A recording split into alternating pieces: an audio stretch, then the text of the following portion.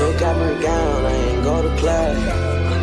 I'd rather die before I come in last. I ain't felt like this in a long time. I ain't felt like this in a long time. I ain't had shit in a long time. Just to feel like this, it took a long time, yeah. Just to feel like this, it took a long time, yeah. Just to look like this, it took a long time, yeah. Just to look like this, it took a long time, yeah. Hold on, I'm trying to do something right now.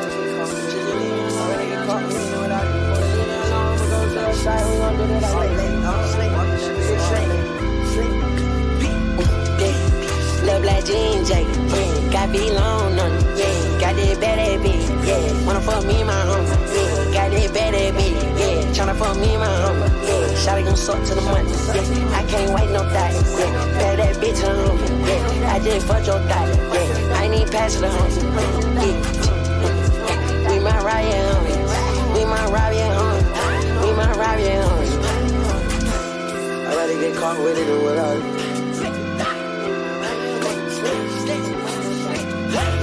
Wake up and smell the motherfucking coffee. I'm about to put the boys in the coffee. I ain't felt like this in a long time. I ain't felt like this in a long time. I ain't had shit in a long time.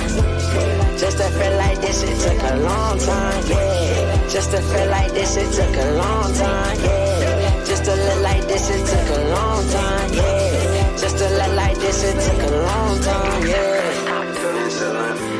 I've been to Atlanta. Most definitely been to Atlanta. With who? Look up and down, I ain't go to class. I'd rather die before I come in last. Would you just send me your address? You didn't send me your address. You forget?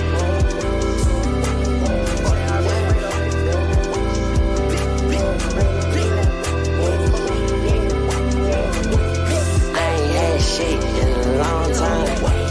I ain't felt like this in a long time.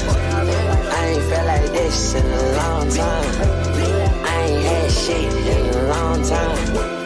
Just to feel like this, it took a long time, yeah. Just to feel like this, it took a long time, yeah. Just to look like this, it took a long time, yeah. Just to look like this, it took a long time, yeah.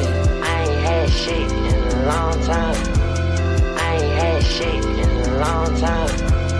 I ain't had shit in a long time. I ain't had shit in a long time.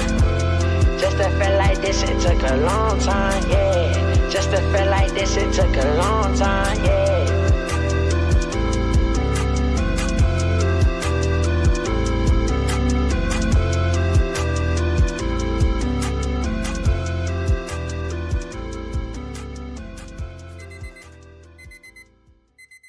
And we are live. Good morning to everyone across the Bookit universe and the world that's tuned in to the morning after.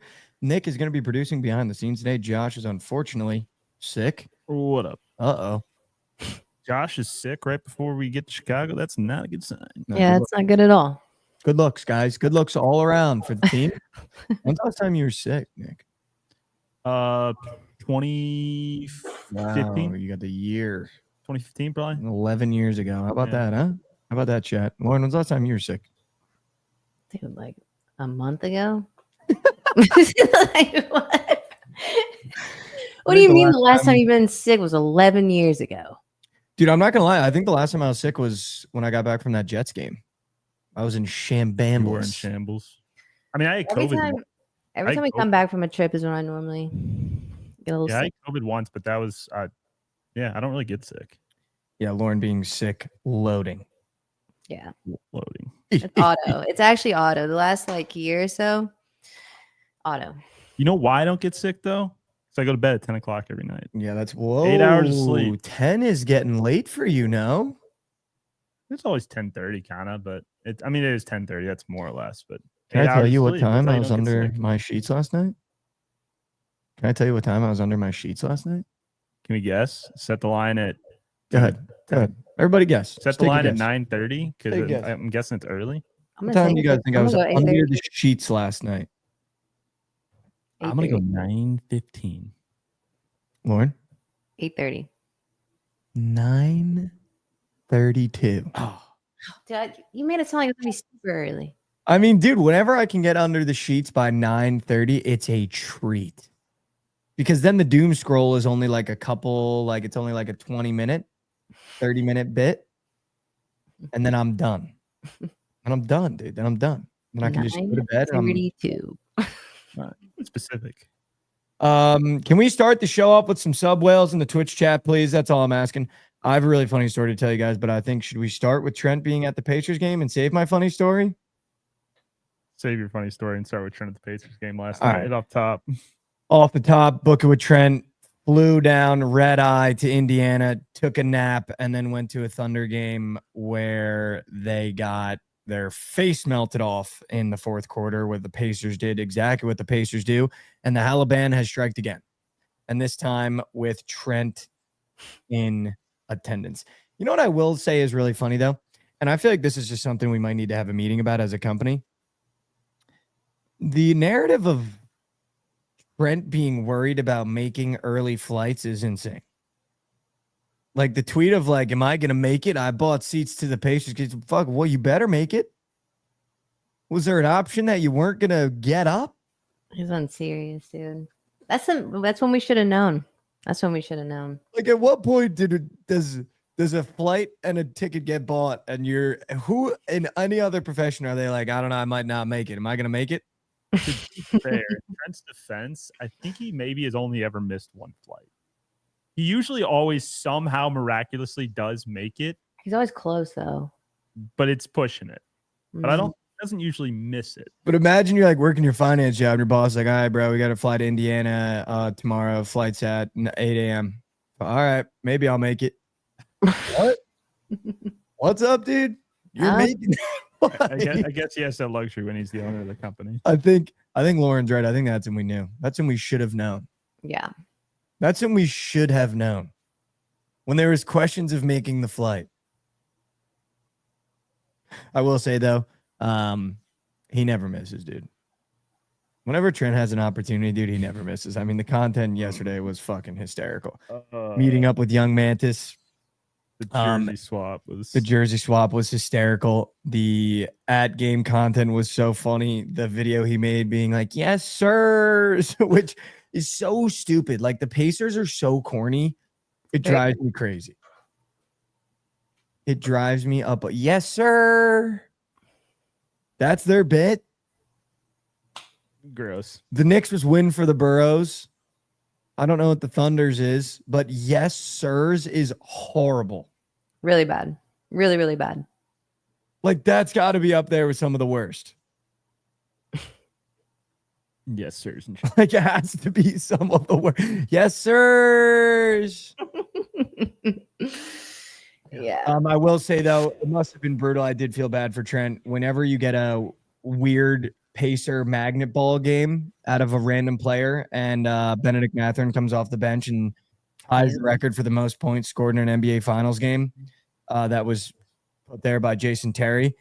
It's just the shit that the Pacers do, dude. Like this is why I was so frustrated watching that Knicks series because the best players don't beat you. It's always someone random off that bench that comes in and just can't miss. Benedict Mathurin drops 31 points off the bench. I don't think he scored 31 in every playoff game combined, except maybe the one game he had 20 against the Knicks, which is like, of course, we got a Benedict Mathurin magnet ball game. Gabe with a tier 1 sub. Okay. Things we like to see. But I just feel bad, dude. Like as a Knicks fan, when the Pacers were just smacking us with random guys off the bench, when being in attendance and watching Benedict Mathurin magnet ball game must have been bottom 3 experience. Yeah, it makes it so much worse when you're actually in enemy territory. Dude, it makes it so much worse. One thing to have to watch it online, but being in the stadium, and I just know those Pacers fans are just unsufferable. Dude, I just knew he wasn't gonna get one. You know, boots on. He was never getting that one, and I wanted to back him. We all knew what was gonna happen. You're telling me Trent's gonna take time, fly to Indiana or wherever, and get one? Get the fuck out of here. Indianapolis. You're so right. And Caitlyn Clark was in attendance. The Pacers are now 8-0 with her in attendance this playoffs. And Sophie Cunningham was there too. Holy jeez. And Lexi Hull. The whole roster was there. You'd think Trent in full uniform would be able to negate Caitlyn Clark being in attendance, but she's just too powerful, man. She's just way too powerful. She's way too powerful. But there was a couple things of watching that game that just pissed me off. One is that TJ McConnell was so obviously out of bounds. I don't know if you saw that. There was like a really crucial play in the game where TJ McConnell went out of bounds to save the ball, and he ended up throwing it at, I believe it was Cason Wallace. And there were so many plays like this missed in the Knicks series, which is why it drove me crazy. I can't imagine being a Thunder fan and it being an NBA Finals, not a conference final game. But TJ McConnell goes to save this ball. His right foot completely flush out of bounds before the ball even leaves his hands. And then it hits Cason Wallace. The Pacers get an extra possession. And then before that, there was a play where Tyrus Hallebertton brought the ball up, tried to throw it to Miles Turner in the corner, and Isaiah Hartenstein put his hand out, didn't even touch the ball. The ball went right out of bounds. They gave it back to the Pacers. The Pacers scored. And it's just like two plays like that can seriously change a game when it's a close score like that. And I just don't understand how these refs are still not being held accountable. I still do not understand how those calls are not made. Like, those are extra possessions in the NBA kill you. They do. Mm-hmm. So it's rare to even get a stop. To have to try to get two is impossible in the NBA, especially when you're playing the Pacers. So when you're missing calls like that, it's just so annoying. It's so annoying. Yeah, I mean, that's one thing I've always looked at in sports is like the refs never get punished, and you get in trouble if you say anything. You can't badmouth the refs either. You can't badmouth refs in post-game press conferences. Otherwise, you get fined. Like, if you're bad at your job, you get punished. Of course. And like the turn one got overturned. I'm aware. I'm not an idiot. But it's just like the fact that we even have to waste time looking at that play again is my problem. Like, how are you not seeing these things is the frustration. There's a ref on that baseline when TJ McConnell's foot touches the ground. What are you looking at if you're the ref? When he's diving out of bounds to grab the ball, how are you not looking at his feet? That's the only thing you're looking at, because if anything touches down out of bounds, it's dead. Brutal. And I just know I tweeted it last night. I just know every Thunder fan across America at least one time last night went, fuck TJ McConnell, man.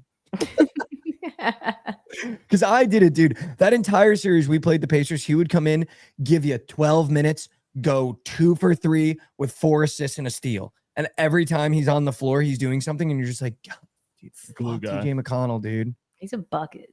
Like, fuck TJ McConnell. I know every Thunder fan across America in some recliner chair watching with their kids or watching wherever they were with their buddies at a bar went, dude, fuck TJ McConnell. Dude, I saw a tweet yesterday that was like, TJ McConnell's literally the coach is right, guys. If we want to win, it's on us. Yeah.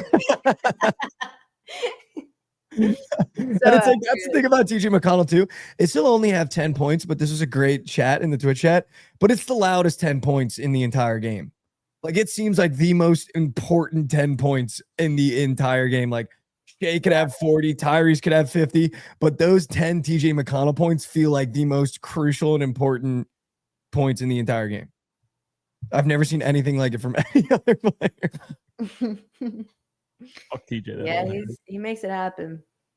I also just know there was Thunder fans all across America too that were like, his name is Benedict. Letting a guy named Benedict do this to us? Because, dude, I was in the same vein when Benedict Mathurin had his game against us, dude. I was like, I cannot believe a guy named Benedict is doing this. You knew all the Thunder fans too, and the Knicks fans probably were the same way when they match up against the Pacers. It's like, it's Pacers. It should be a free series. Yeah, free series. Dude, there's probably so many Benedicts in Oklahoma. You think so? A place where there's a bunch of Benedicts, Oklahoma. So the Benedict belt is just Oklahoma into Arkansas. the most Benedict, that's a church pastor. The most Benedicts per capita in the United States is Oklahoma and Arkansas. It's filled with Benedicts. Anybody that's named Benedict in Oklahoma's got to go by Ben now. Yeah. Can't say the full name after math. And just did that, dude. Yeah. Benedict Cumberbatch balling. Fuck, dude. I mean, there's three things I took away from this game. One is that Rick Carlisle is seriously cementing himself as one of the best coaches potentially in NBA history. I mean, the run he went on with the Mavericks and the teams he beat with that Mavericks team is just absurd. Mhm. And now he could potentially win one with this Pacers team that's arguably less impressive than that Mavericks team, and it's just purely off of coaching and the way he's playing and the way he has these guys playing. Like Rick Carlisle is sneakily under the radar as one of the best coaches in the NBA. Yeah, I mean, he took down the super team with the Mavs. Mm-hmm. Took down almost every super team from the West into the finals. Fuck you, Kyle. Like that run doesn't get talked about enough. The teams he had to play in the West to get there. Yeah, it was nuts. The second thing I took away from was that how is SGA only taking 3 shots in the fourth quarter? I don't know how the Pacers do it, but it's literally they're doing to the Thunder what they did to us, where I'm sure Thunder fans are sitting there going, why the hell did SGA only take 3 shots? Like that game where Brunson only took 3 Yep. shots in the second half. And you're Yep. sitting there going, I don't understand how they're doing this. Like that's the one thing that's so frustrating about the Pacers is you watch them play. They're not better on paper. They've never been better than any team they've played this entire playoffs on paper. But somehow once that game starts, they do things to your team that hasn't happened to them all year. And you're sitting there going, how are they doing this? How? Key on that I one think- player. Oh, go ahead, Nick. No, I was saying they're keying on that one player and taking him out of the game when the Thunder are known for having a deep roster to be able to, not have the guy be the only guy that takes shots down the stretch, right? Like even though SGA wants the ball, wants to take those shots. I mean, he's the MVP for heaven's sake. Like he wants the ball in his hands, but when you take him out of the game like that, it's like someone else got to step up, Mm-hmm. and you expect them to too with the roster that deep that has a number of guys that can be the guy to make a shot, maybe not the entire game, but make at least one. 100%. Mm-hmm. What were you going to say, Lauren? I was just gonna say, I've been saying, I'm kind of like repeating myself. It's just like I just think they're so impressive because they play team basketball, and arguably the Thunder dudes. I know they're really deep too, but it's no secret that they really depend on Shea's 30 ball, and if he doesn't have that, they're automatically in trouble. But Jalen Williams, I guess, did step up yesterday, but the freaking Pacers and Siakam just playing out of his mind. I've just never seen anything like a team like the Pacers that makes you feel like you have to change everything. The Knicks change their starting lineup, the Thunder change their starting lineup. Yeah. I don't know what it is about them that makes the team they're playing feel like everything has to change because nothing feels like it's working. Mm. It's honestly impressive. I give Rick Carlisle a lot of credit. But I think the third thing that I took away from this game and this potential series is an interesting one that I saw on Twitter that I kind of agree with. And it's that I think if Tyrese Hallebertton wins an NBA Finals, we're finally going to see the value of a ring decrease when we talk about how good a player is. Because I don't think he's a superstar. I don't think he's a top 5, top 10, maybe even top 15 talent in the NBA. I think he's a part of a really good team. But I think that if Tyrese Hallebertton gets one, it's going to diminish and decrease the value of a ring when you talk about how good a player is. Because he's not better than anyone in his own class. He's not better than SGA. He's not better than Ant. He's not better than John Morant. He's not a better basketball player than these guys. And it was an interesting conversation I saw on Twitter. It had tens of thousands of likes and a bunch of comments. And I was going through all the comments and all the back and forth with people. And if it does happen, that would almost kind of make me happy as an NBA fan, because then you can kind of remove the ring situation, because he's always going to be the anomaly. Because he's not better than any of these guys. He's really not. He's not better than Jason Tatum. He's not better than Jaylen Brown. He's not better than any of these guys that are premier players in the NBA. But if he gets one, I think that finally allows you to potentially remove the value of the ring. Because right now, when we talk about how great a player is, it all comes down to the ring. And there's no way that if Tyrese Hallebertton gets a ring, you can sit there and say he's better than any of these guys in his class just because he has that ring. He rise to the occasion, though, dude. I mean, someone just said it. It's not Halliburton's fault that other teams didn't live up to their expectations. And that's so true. He's beating you. You have a chance. If you're better, then show him. But right now, he is just better. But he's not the one beating you. Benedict Mathurin drops 31 off the bench Pascal Siakam basically beat the Knicks. He won the conference final MVP. Like they're really like he hits the big shot. I'll give you that. But when we're talking basketball player for basketball player, I think if I gave you a list of 10 guys that are around his age range, he'd be the last one you'd pick to start your franchise with.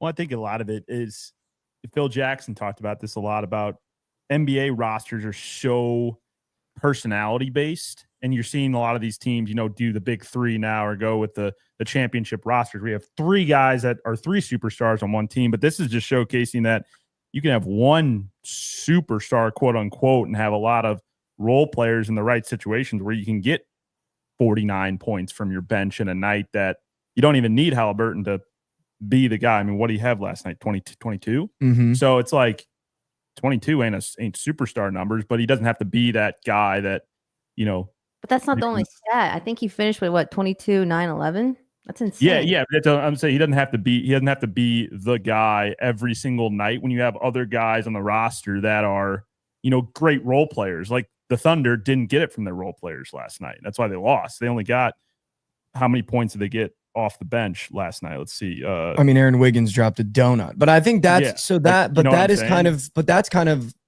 the whole point, right?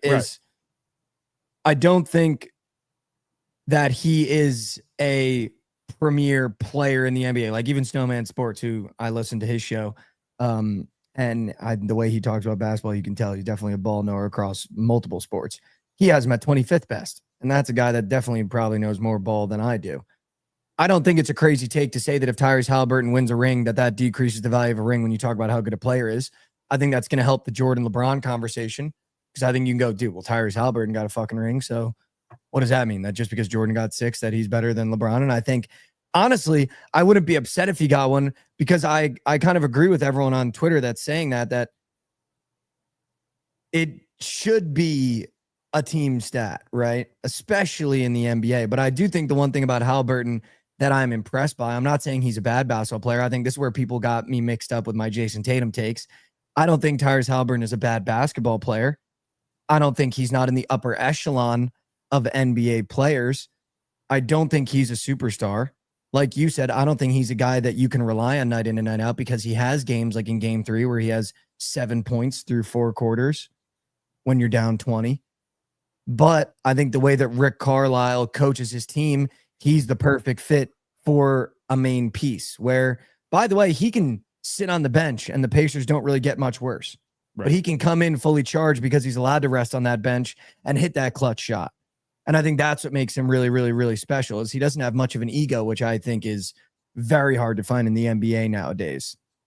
And as a guy who thought he had an ego, this guy in Brunson, I think you look at a guy like Hallebertton, he definitely doesn't have an ego. Like that is an egoless basketball player that is really good at basketball, which I think is really hard to find. But again, I do think you could plug and play a lot of superstars on this Pacer team where Tyrus Hallebertton plays, and they probably don't have to come back down 20. They probably beat teams pretty handily. Do I think he's one of the more clutch players in the NBA? I do, for sure, just based on the shots he's hit this fucking playoffs, except for the one against the Knicks that hit the back of the rim, bounced up. That one was a little lucky. I think we can all say with 100% confidence that one was a little lucky. But I don't think it is crazy to say that he's not a superstar. I really don't think that that's crazy because you can point to almost every game they've won in the playoffs. Maybe he's got 3 or 4 where a player off the bench or a different player in that starting 5 has won them the game. Benedict Mathurin won them the game last night with 31 points off the bench. Aaron Naismith beat the Knicks in game 1 by himself with 6 straight threes in under a minute. Like, I think that's where the frustration maybe comes, for me at least. Sure. Where it's like, he's definitely good at basketball, but I don't think he's a superstar. And I do think if he wins this ring, that doesn't make him better than his peers at basketball. I don't think he's better than Ant. Like, I still don't even think the Thunder going into a game go, Tyrese Halliburton can beat us tonight. I don't think that's the case. I think everyone they've played, they can go, Donovan Mitchell could probably beat us tonight.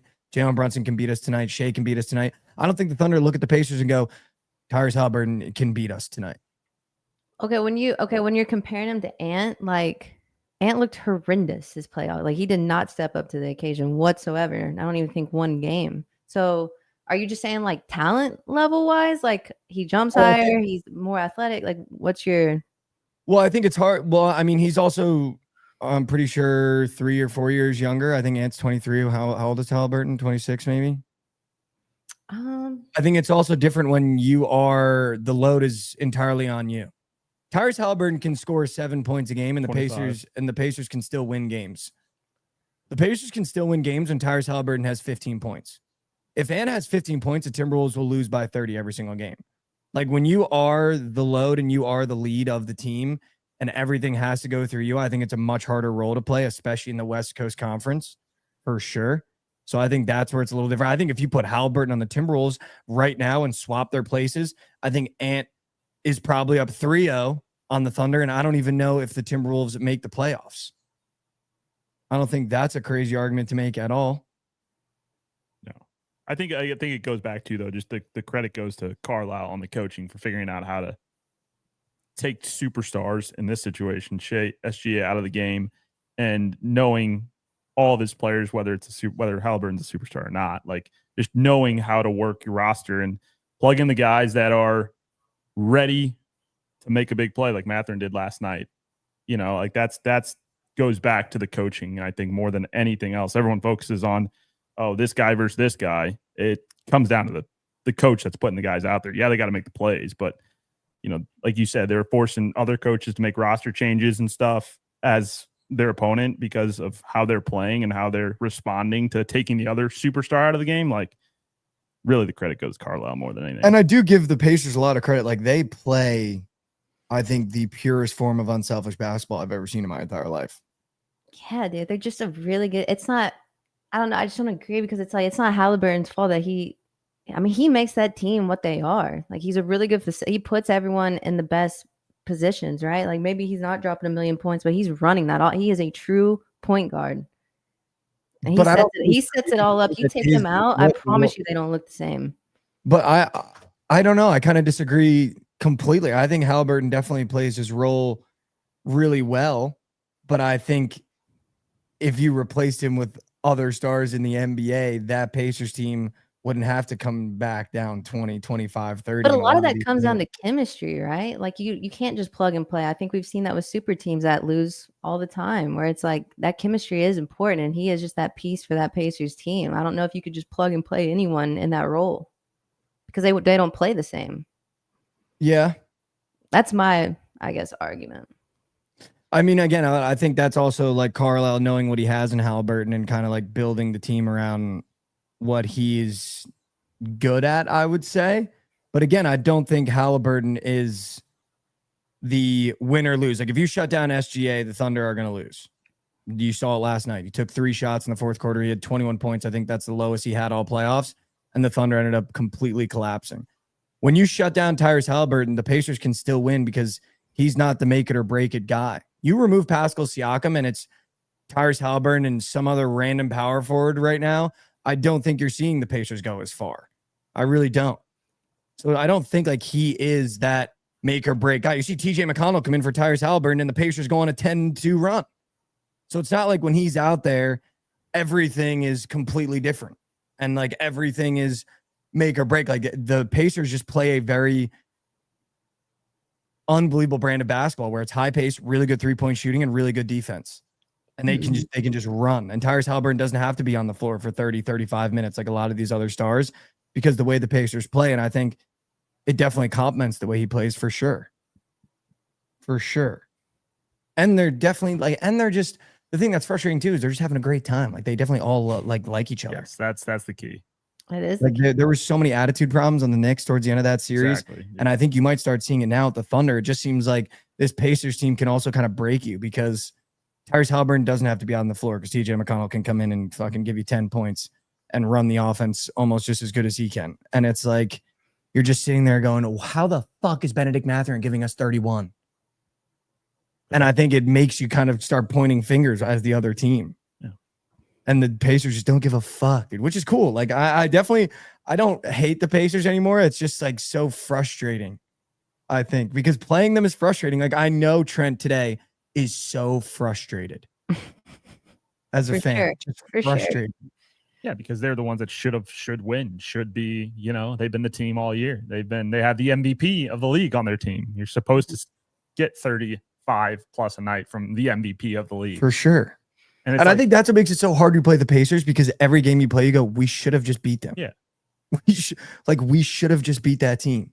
And I think that's what makes them so special. Athletically, you're the better team, but you're getting out coached right now. Sure. You're getting out coached. Sure. I also think it's so funny that Reggie Miller just showed up looking like, I mean, did you see that fit? No, I didn't. Let me look. It had to have been, Lauren, I know you saw that. I don't think so. Let me see. Dude, it had to have been the weakest fit in NBA history. He had like this loose ass yellow hoodie with a jersey tucked into the jeans. Dude. What the? It genuinely had potential for work. Focuses. It genuinely had dude, and he has potential. the paint splatter jeans. Dude, that's like 10 years ago. That was maybe in. That's bad. He literally looks like it seemed like he just like it's like something my nephew would wear, where you'd go, dude, what are we doing? What are we doing with that? Yeah, that's not the best fit. What are we doing with that, dude? Yeah, not great. Yeah, and then Mr. Hallebertton, I guess, wore some crazy jeans, and Tyrus went up to him and was like, dude, you're nuts for wearing those jeans. Which I thought was funny too. But I mean, it's we're gonna see. It's really interesting. I saw Mason tweeted this thing that kind of breaks down the NBA playoffs from a perspective that I don't think fans think about a lot. The Thunder have to win 3 out of the next 4 games to win the series. It's kind of interesting, right? When you think about it like that, like, fuck, we can only lose really 1 more game. I think they're still favored, right? They're still minus 220. No, they're definitely going to be favored, I think. Yeah. Because what you get, this is the best value if you want to bet the Thunder right now. This is the only time to do it. Yeah, and I just want everyone to 245 for next game, and then what are they for the series? I'm trying to find that. I also want everyone to keep in mind, by the way, the guy that's wearing a Pacers jersey sitting on the sidelines called the entire Knicks series. That's the dude that they let call the Knicks series. In a fucking Pacers jersey sideline at the game. I mean, give me a break, dude. I'm still not over it. I'll be honest. I'm still not over it. No, I get that. That'd be frustrating. I'm still not over it. Still not over it, man. I'm still not over it. I'm still not over it. If the Pacers win the finals, would that give you clarity on the Knicks, Mikey? So I had this conversation actually last night. And I was like, I want the Thunder to win so bad because it would frustrate me so much if the Pacers won and we lost to them. And I feel like every game was winnable for us other than that last game in Indiana. If they win the finals, that would make me think in my head that we had a chance to win because every game against the Pacers was so winnable. And when you see the Thunder play in this finals, they're very beatable as well. And I thought the Thunder were going to be like unbeatable. And the fact that we were able to blow the Pacers out 1 game and every game kind of felt like in reach until we shot ourselves in the foot. But then there's the other side of me that gets to go, we get to say we lost to the NBA champion. Exactly. And that we would have beat the Thunder because by proxy, we lost to them, but we beat them in more games than the Thunder have right now. It would just also piss me off to see Hallebertton get one because I know he's going to think he's way better than he is. So that would just that would drive me up a wall. Without a doubt. Yeah, without a wall. I also just would like to see SGA get one, though. Like, there's a part of me that also, like, I don't hate SGA at all. I know a lot of people watching this series, especially last night on Twitter and everything, were really mad about the foul baiting stuff. I guess it was pretty bad last night for a lot of people.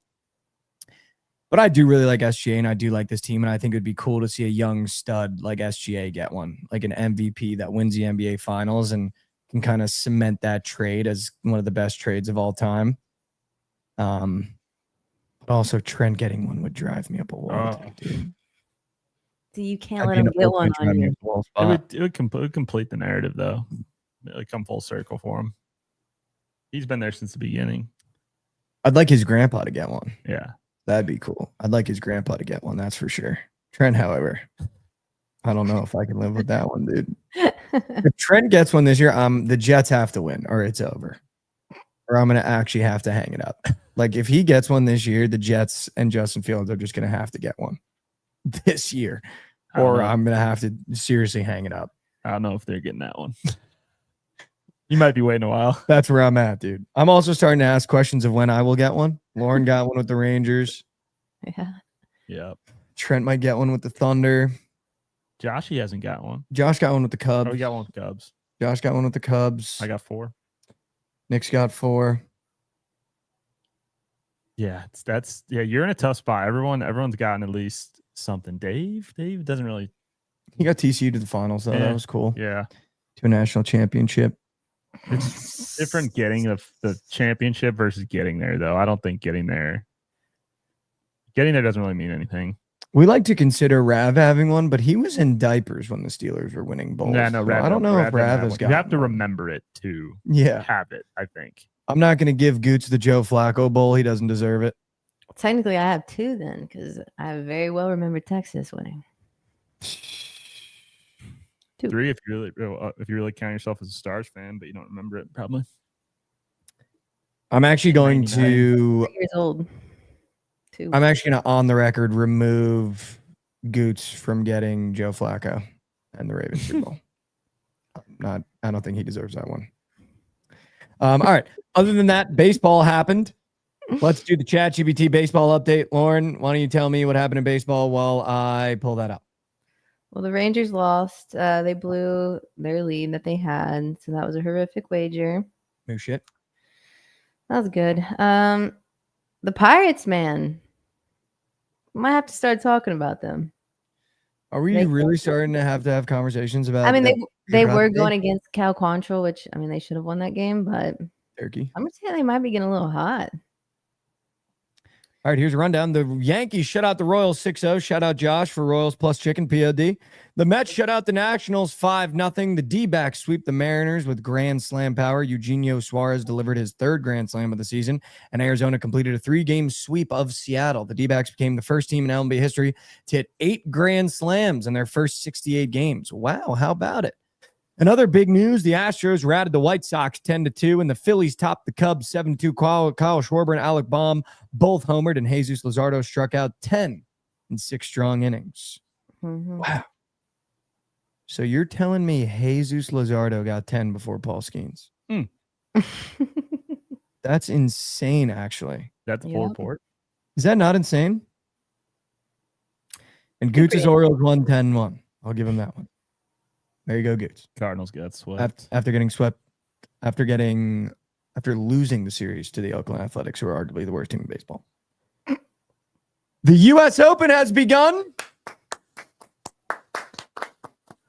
And Rory McIlroy is playing out of his mind. Nick, can I get an updated standings on the U.S. Open? Who's in the lead? Who's playing well? Is DeChambeau still pooping down his leg? JJ Spawn currently in the lead. Wow. At 4 under. Gary Woodland in second at 3 under. A 4-way tie for 3rd at 2 under. Lucas Aberg. Aberg. Forget how to say his name. Siwoo Kim. I don't know these other guys. Do you mean Ludwig Aberg? Thomas Detry? Did you mean Ludwig? Ludwig. Yes, thank you. Ludwig. Sorry. I was looking at L. Aberg and Lucas. Totally Aberg. botched that. It's crazy. Totally botched that. Ludwig Aberg. Bryson is +1. Also, shout out to every golf analyst, every person on Golf Channel, every person on Twitter that said, this course is going to be a nightmare. I wouldn't be shocked if +3 wins. We got a guy that's 4 under. Yeah, that's what Goots was saying this morning. A lot of guys going low early, so not playing as hard as it would. But probably Saturday it'll play a lot harder. Typically the weekend is when it makes it. Well, they just pin location on the different holes, and they also just generally make the course harder on Saturday and Sunday after the cut, make it more competitive, just more of a challenge, more fun to watch on Saturdays, Sundays. So it'll typically. So if your guy is not under par right now, you're fucked. So I got Bryson not 1 over. Yeah, not fucked. I mean, again, it's only 5 shots off the lead, so there's a lot of golf to play.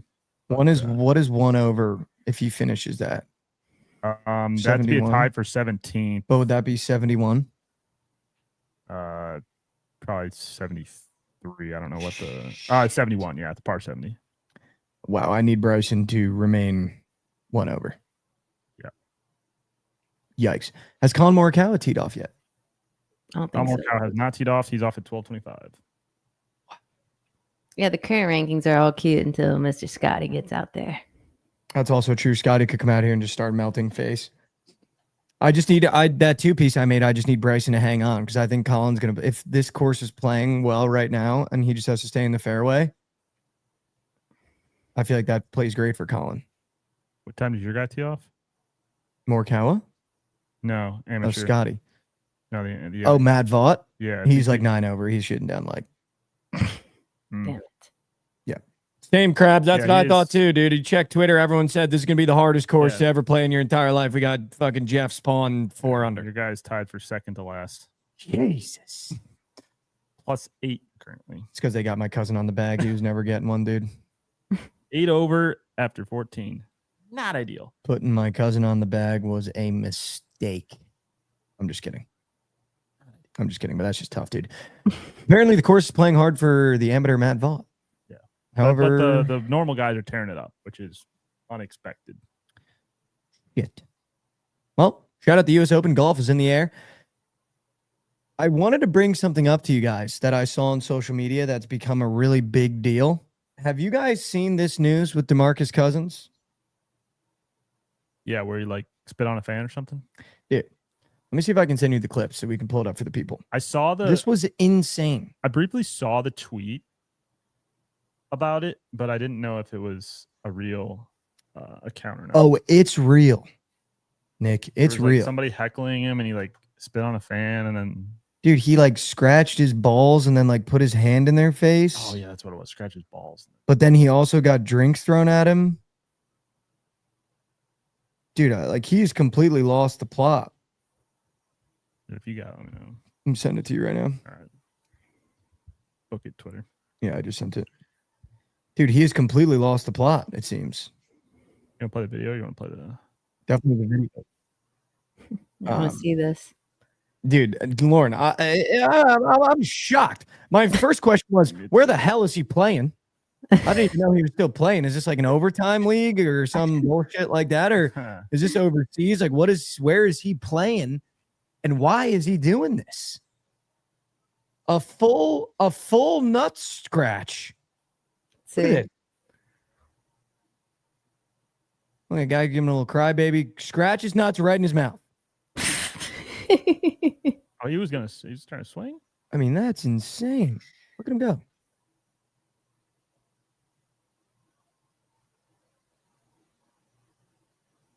He was not having it. One more time. So he's doing boo-hoo, boo-hoo, nut scratch.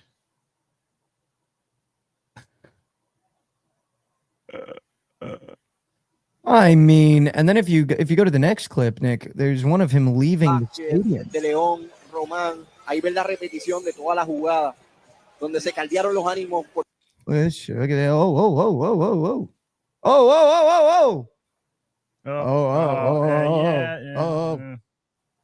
whoa. Oh dear. Oh dear. Jeez. Down. Oh dear. Oh dear. Oh dear. Oh dear. Jeez. Oh dear. Yeah, so they were watching. Oh dear. Look at this guy. Fuck you. Dude, in his face, dude. He touched In his nose with finger. his face, and then the beers come. I mean, That's tough. is that not the craziest shit you've ever seen? Yeah, that's pretty crazy. Can't Where even- is he playing? Where that language I couldn't even decipher. Was that Spanish? Where is he playing? I didn't even know he was still dribbling basketballs. See what league that was. Also, Yeah. that sounded like a foreign language. How does he even know what they're saying? You can't get that offended when you don't know what they're saying. I would like to assume Demarcus Cousins. Oh, Puerto Rico. Yeah. Marcus Cousins suspended for the season, contract terminated after brawl with fans. San Juan, Puerto Rico, former NBA All-Star center Demarcus Cousins was suspended for the rest of the season in Puerto Rico's basketball league, and his team terminated his contract after a brawl with fans during a game earlier this week. Dude, what is he doing being that pissed off in Puerto Rico. Chill out, brother. You're going to go hang out by the beach after the game. You said you're scratching nuts trying to fight Puerto Ricans in the crowd, dude. Cousins received a $4,250 fine and could face an additional one of $5,750. The Baloncesto Superior Nacional League. Wow, the Baloncesto Superior, the Superior Basketball League. I'll tell you what, dude. There's no way that guy courtside was speaking English. I think that just tells you maybe sticks and stones may break my bones, but a middle finger will really hurt Demarcus Cousins' feelings. Seems like both those middle fingers really, really caught him off, dude. The middle finger. The middle finger leaving the stands. I feel like that happens in college football stadiums across America. Does it not? Yeah. Dave said when he was playing football, they threw batteries at him. Yeah, shout out Iowa State. Scumbags. No, but dude, I'm just confused. I'm confused here. I'm confused. So the guy courtside's doing this. What was said? Because it had to be something said. I don't know if Demarcus Cousins would just lose his shit off of Puerto Rican. Yeah, that doesn't doing the seem crybaby. like there had to be more to the occurrence than just that. There had to be some words exchanged that would cause him. I mean, he was ready to throw a punch. He was like Draymond Green on steroids, though. Like he was always beefing. I just don't know. Also, I don't know if I've seen a more disrespectful move than the ball scratch into the hand in the face. Like, I'm going to be honest with you. I've seen some things on basketball courts and at bars. I don't know if I've seen a more disrespectful thing than a deep ball scratch hand in the face. He was getting in there, dude. He was all up in there. What do you think that tiny Puerto Rican man had to be scared for his life? Oh, yeah. Oh, for sure. If I'm a tiny Puerto Rican man talking shit and then Demarcus Cousins scratches balls and puts his hand in my mouth, I don't know what I'm doing, but something's got to shake. Bro beefing more than Manny at boot camp. But people are saying he probably said some foul shit, but how does Demarcus Cousins even know what he's saying? Does Demarcus Cousins speak Spanish? Maybe. I feel like like you listen to that announcer, that Puerto Rican's probably, that's probably what it sounds like. They speak so fast. Well, unless it wasn't Puerto Rican, the guy sitting courtside, maybe could have been speaking English too. The broadcast was in Spanish, but you think he just fucking he may have, he might have said there's no audio. You can't. He might have said it, hear what the can't hear what's being said courtside. So if he said it, I think they should have let Demarcus beat the shit out of him. Yeah, that's the only thing I could see that would really get Demarcus going like that. And by the way, if that Puerto Rican man courtside said it, I think that's one of those big cat takes I like. Demarcus should just be able to melt that guy's face off. I was just gonna say, I know they talked about it on Part of My Take one time. Yeah, they should allow players to fight fans. Yeah, if there's a small Puerto Rican man courtside saying it, I think Demarcus should be well in his right to just at least get one punch off, because I think that one punch, you look at the stature of that man, he seemed to be sitting straight up and the back of the chair was almost to his neck. So that's a tiny guy. Why do you get to sit courtside and talk all that shit and not have to actually have anything happen about it? I mean, other than get ejected, I guess, but yeah. No, let the players fight. And then the guy flipping him off as he leaves, like, why do they have so much hate for Demarcus Cousins? It's Puerto Rican basketball. Like, chill out, dude. My guess is probably the opposing fan base. That was probably an away game. I would imagine. Damn, that gives me what's that Danny McBride TV show that was so good back in the day? Kenny Powers, when he's playing baseball in Puerto Rico. yeah. Damn. I mean, that's just tough, man. Obviously, shout out to Demarcus Cousins, though. I've never seen anything like that. Yeah, that's all-time disrespectful. Yeah, I mean, the ball scratch is fucking, it's crazy. That's like insanity. I've never seen anything like it. Speaking of never seen anything like it, Nick, let me send you the second video I want you to pull up, because this was somebody get Krabs on the horn, dude. Yeah, I think this one's been sent in our chat already. Did I already send it to you? No, it's sent it on Twitter, but I think Krabs just put it in the Eastbound and Down. That's it. Down, Nick, this is really bad. And I'm gonna seriously need Krabs on the horn to talk through this at some point. Maybe on BTL he'll talk about it, but I mean, this is some of the worst shit I've seen in a long time. This is some of the worst shit I've seen in a long time. Let's just watch the video and then we'll react. For those of you that are maybe just listening, Deebo Samuel looks like he's 500 pounds moving a mile an hour. I mean, brother, put down the fucking cheeseburger. Looks so slow. That is not quick. How thick he looks. What, did he transition to be a power back in the offseason? He's lost a step for sure. Dude, this one right here where they've sent him on a little go route, it seems like, dude, he's fucking, I mean, he's barely moving. He's hogging down that line. Dude, you know if he was mic'd up here. And they're going like 50%. If I'm Krabs, I'm concerned. They won't sign Terry McLaurin and Deebo Samuel. Looks like he gained 500 pounds in the offseason. Too much podcasting. Where, like, what if I'm a Commanders fan? I'm a little concerned. Would you guys not be? Yes and no. I think at this point in the year, it's always, yeah, if this is week before the season starts, sure. But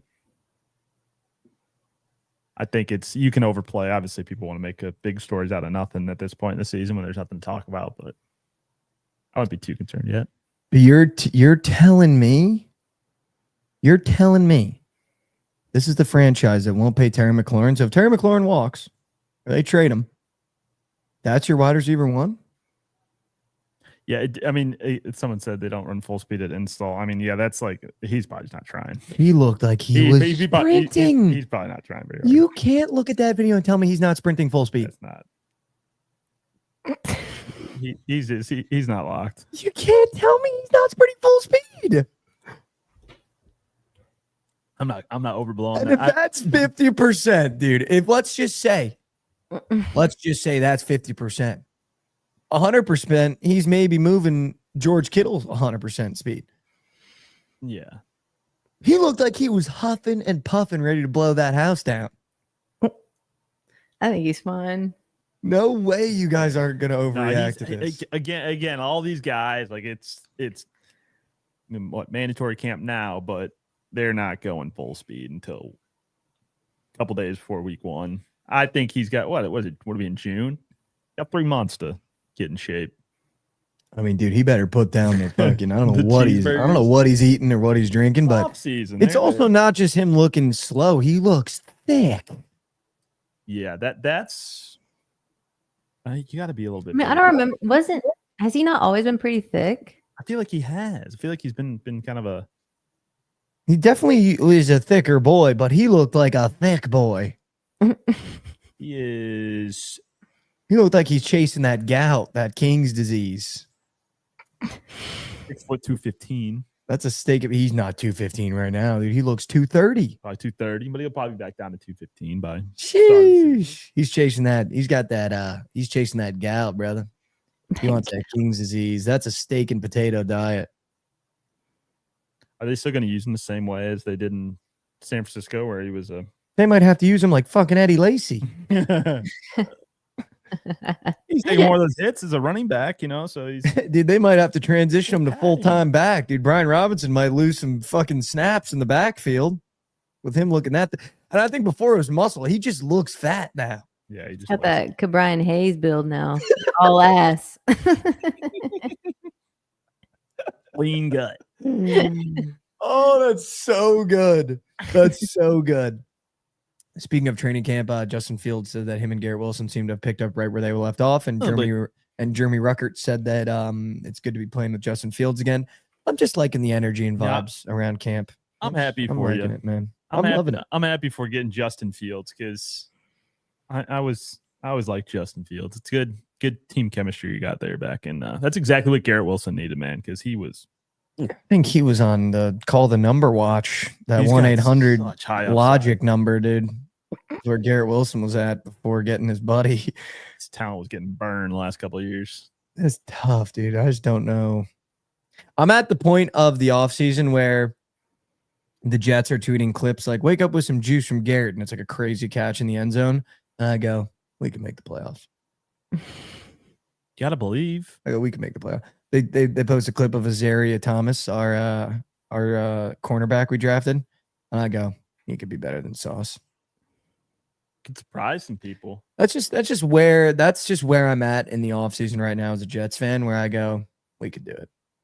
We could at least make the playoffs. It's honestly the best time to be a fan is the preseason because when everyone's 0-0, you haven't lost. Everyone's got a chance. Yeah, you haven't got lost. just as good of a chance as the Chiefs do at this point. Maybe everything Aaron Glenn is Get saying hyped. is right. Maybe they are putting together the perfect team.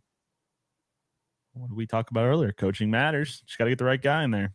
Have to.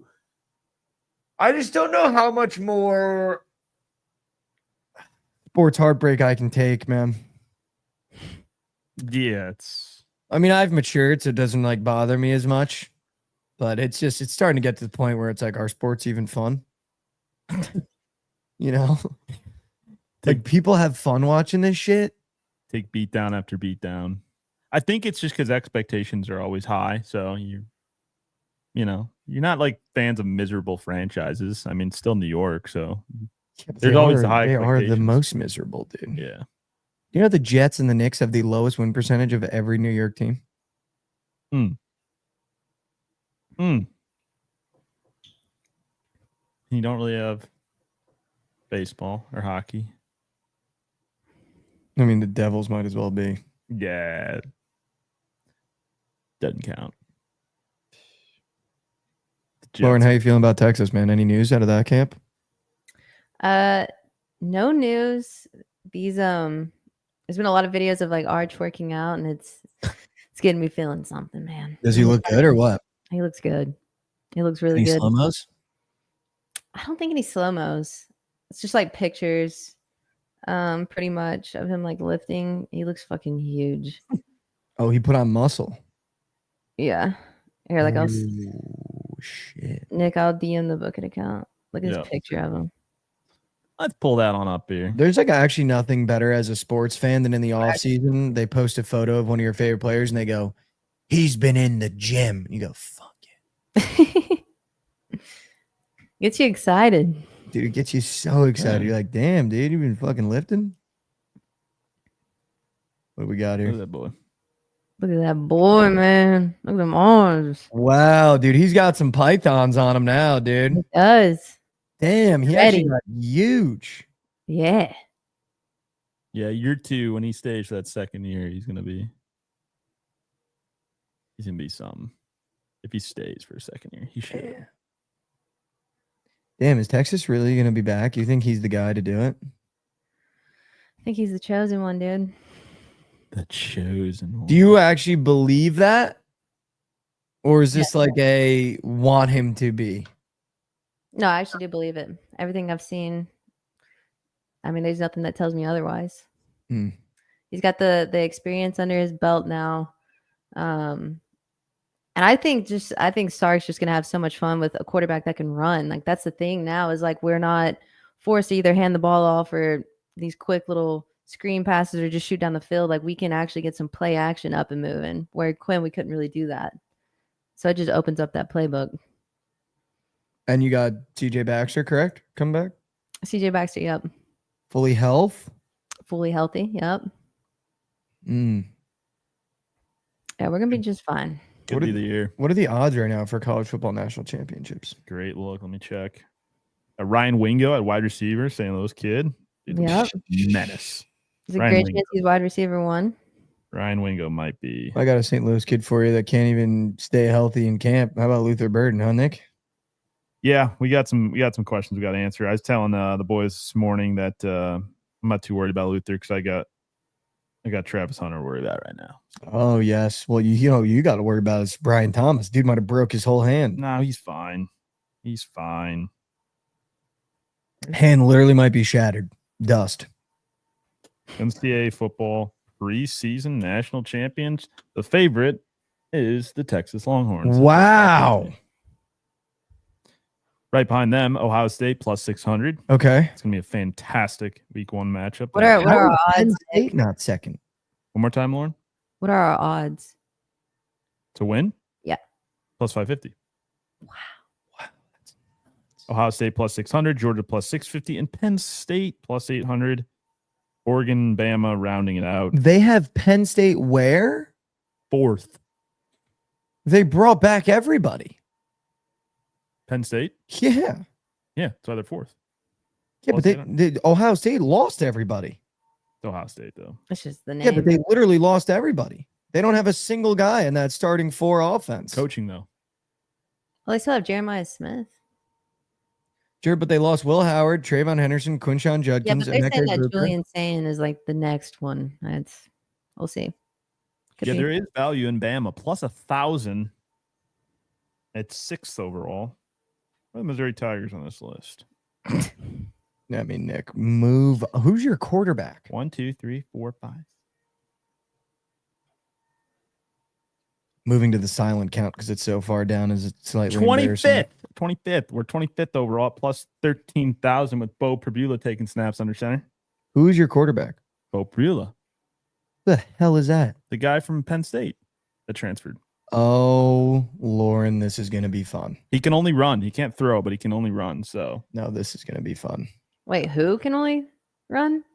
Bo Pribula. Well, he only ran at Penn State. They didn't use him throwing at all. But You're telling me yeah. I get to watch an entire football season of you and Josh in Bo moose shit? Pribula. Oh, it's gonna be so bad. Hey, we got I'm- better on He sounds defense. just like a worse Brady Cook.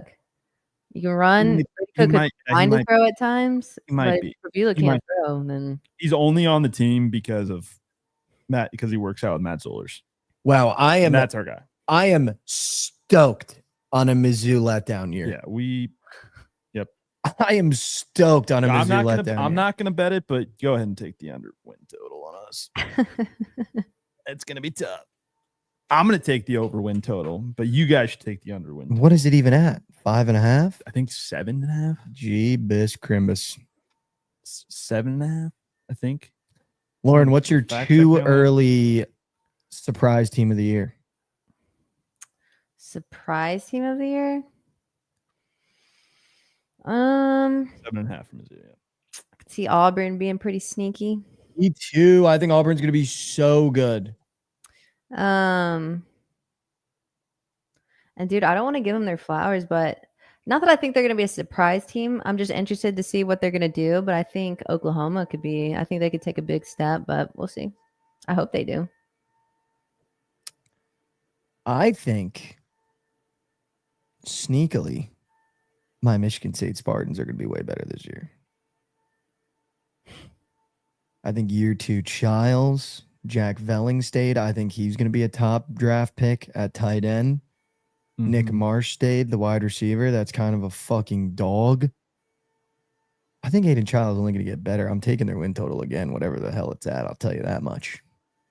Chad itching for coin toss to come back right now. Itching.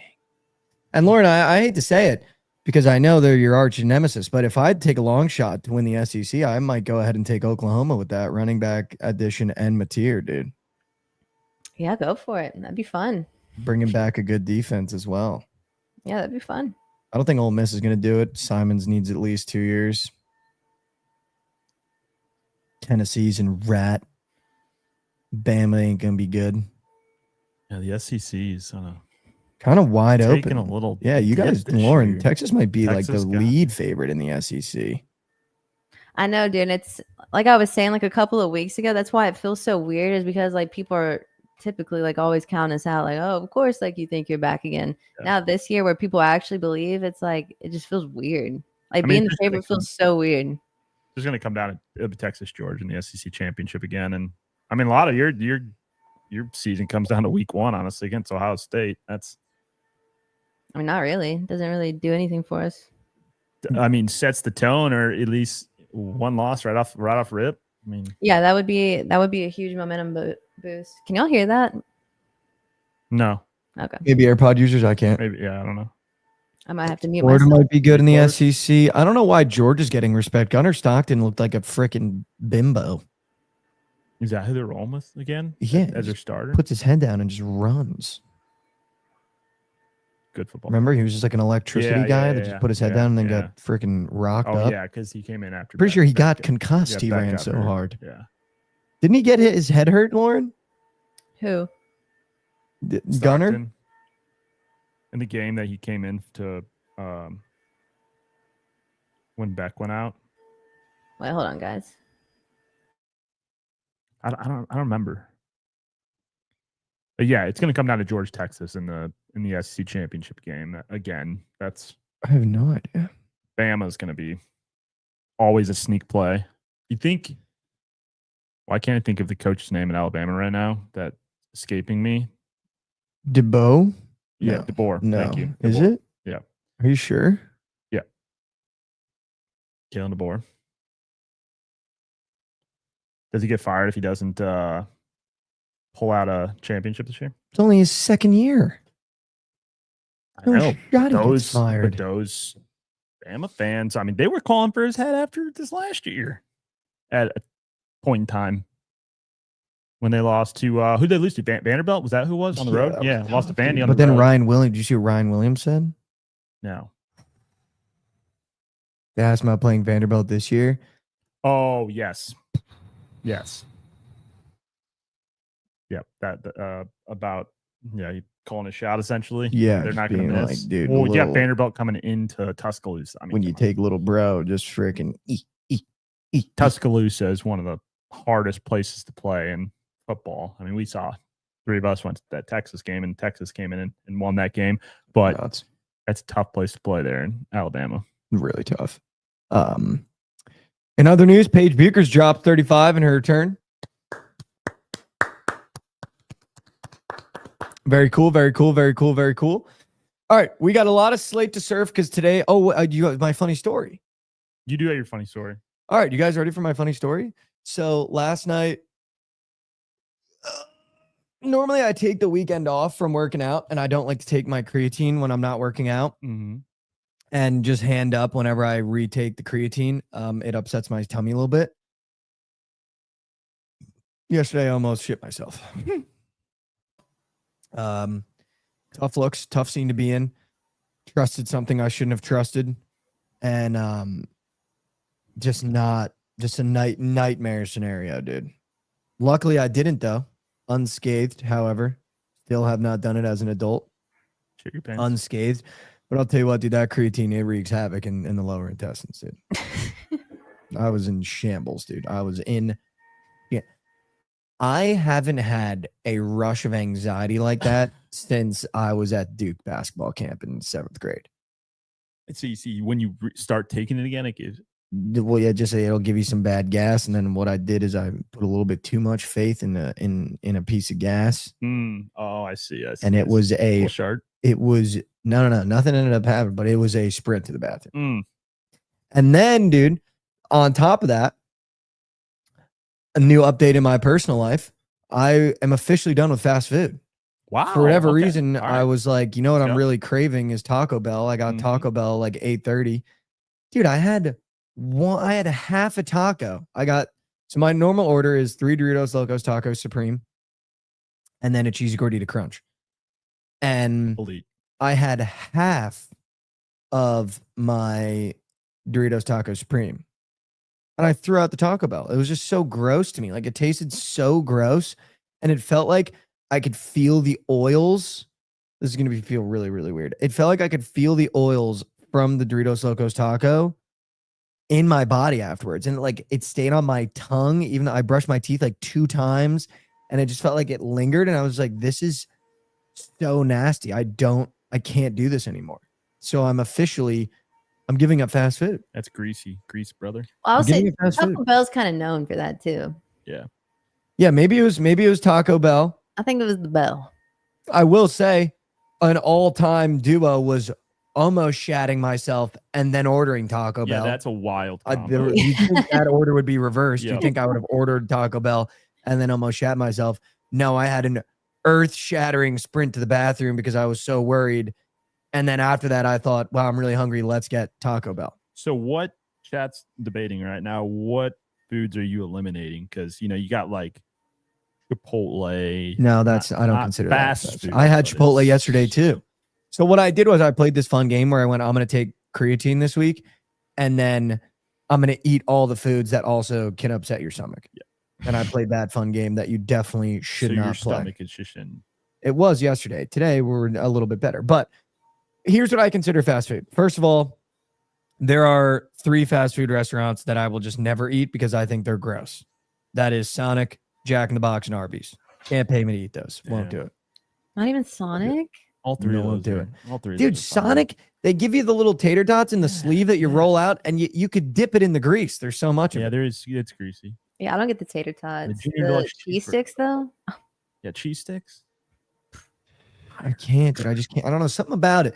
Something about just pulling up and not ever being able to see the kitchen that's in Sonic. That also makes me feel a little weird. What are you hiding in there that you want to be all drive up? You might be missing the wrong foods at Arby's too, because someone just said in chat about the Arby's Euro. But what are they hiding in there? We need to get into Sonic. We need to infiltrate No, a that's Sonic the and thing. see what they're No, hiding. You in do there. not want to know. You do not want to go behind the scenes and see how the sauce is made, because this is why Dave stopped, and probably rightfully so, eating Taco Bell. Is when he went to Taco Bell and they said, and he ordered tacos, and they said, "Sorry, the meat hose is broken." And you go, "A meat hose?" But you know I that's wanna what know you're where- signing up for. Yeah, I don't want to know where my food's coming from. It tastes good. I don't need Yeah. to know the details behind. No, I'm not saying I want to see how they make. I just want to see the kitchen. What are you hiding in there that you No. went? It's only drive I up. would rather not. What at least McDonald's? I can look right into the kitchen. But Burger King, look right into Taco Bell. You can sit there, look right in the kitchen. You can see what they're doing. Same thing. Just a grill. What's going on in the Sonic kitchens that you needed to be all drive up? Is that not weird? Is that not weird to anybody else? That they're like, you know what, you guys can only drive up. We'll put people on No. roller skates to distract you from what's going on in our kitchens. Let me tell you what, because that's how when McDonald's first started, when all the old restaurants when they first started, that's what it was. You didn't walk into a restaurant at all. It was all drive up. Oh, I've seen the McDonald's movie, Nick. Yeah, drive No, up. you saw the whole. They showed you the meat and potatoes. They did. But that's what I'm saying. That's how restaurants used to be. It was only drive up. Yeah, that's like Sonic's whole thing is just that it's a drive-through. You drive Because up. they're hiding Nostalgic. something. They're hiding. Nostalgic. I am now officially in the camp that Sonic is hiding something. I'm going to find out what they're hiding You know in what those they're hiding? goddamn They don't have kitchens. to pay as many employees and don't have to keep a clean common area. That's what they're. What do you mean you don't have to pay as many employees? You still have all the people that check you out at McDonald's. You still have to have the same amount of chefs. You're still cooking a lot of food. The people that are just checking out, or instead of checking you out, they're just coming to your car in roller skates with the food. I mean, more or less of like keeping the main lobby clean and all that stuff, bathrooms and all that jazz. There's too much pageantry for them not to be hiding something in Sonic. The roller skates, the big They ain't hiding screen, shit. the drive-up convenience. You would be a conspiracy theorist on a I think fast Sonic food is restaurant. hiding something, and I'm going to I find think you out should make now. a documentary about it, honestly. Get Yeah, to the what bottom is of it. Sonic hiding? Talk to Preston and go make a YouTube video out. Yeah, we actually should. That's Sonic. actually a good YouTube What video. is We Sonic found hiding? out what Sonic is hiding. We finally went into the kitchen. We told him no roller skates. Show me what's in the kitchen. And it's sponsored. by Maybe Disney. like, how am I to know what the health rating is? You walk into a McDonald's, it has the A, the B, the C splattered right on the wall. How am I to know the health rating of a Sonic when I can't even get in the kitchen? It sounds like one of those commercials like how Burger King used to do with where they go at McDonald's and like this whole documentary is just gonna be sponsored by whoever Sonic's main rival is. I don't know if anyone's worrying about Sonic. Probably not. But the 3 I won't eat: Jack in the Box, Sonic, Arby's. Okay. Arby's is just a personal thing because the commercials with the "we have the meats," it makes me uncomfortable, and this food never looks good in the commercials. They're like, the deluxe ham triple decker, we have the meats, and it looks vile, That's pretty good. Yeah, that Boy. sounded good. but it looks gross, does it not? It looks gross. Yeah. It used to be gas, like back when they used to do the 5 for $5 with the sandwiches. But I had it like maybe a year ago or so, and that cheese now is it's gross, dude. That is not cheese. Honestly, though, underrated chicken sandwich. Lauren was giving me shit for this the other day for Yeah, eating that's Arby's. insane. Chicken sandwich is underrated at Arby's.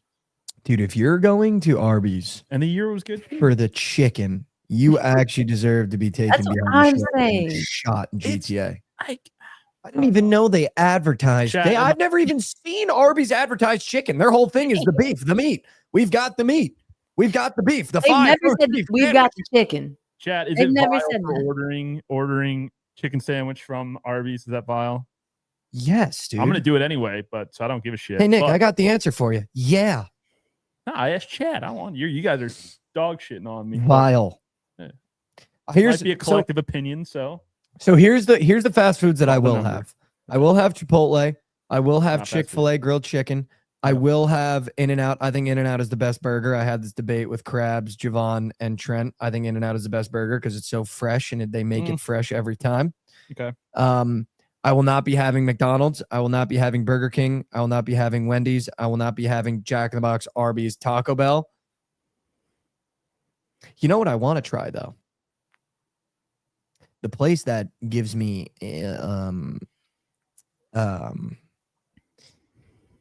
like a brain every time I walk by it gives me like a brain aneurysm because their advertising is so weird. Jollibees, that they just have pasta and chicken in the same menu. Never heard of that.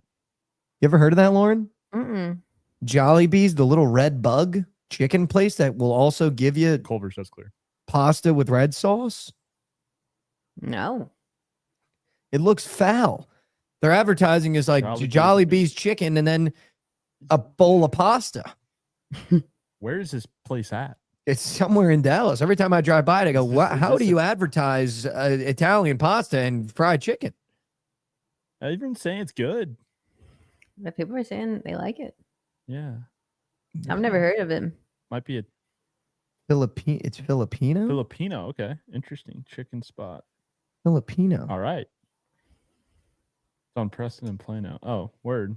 Yeah, it's fast food we'll have pasta. Does that not make anyone else feel weird? We'll have to check it I mean, out. that's Piata, kind of. Yeah, Piata's like that.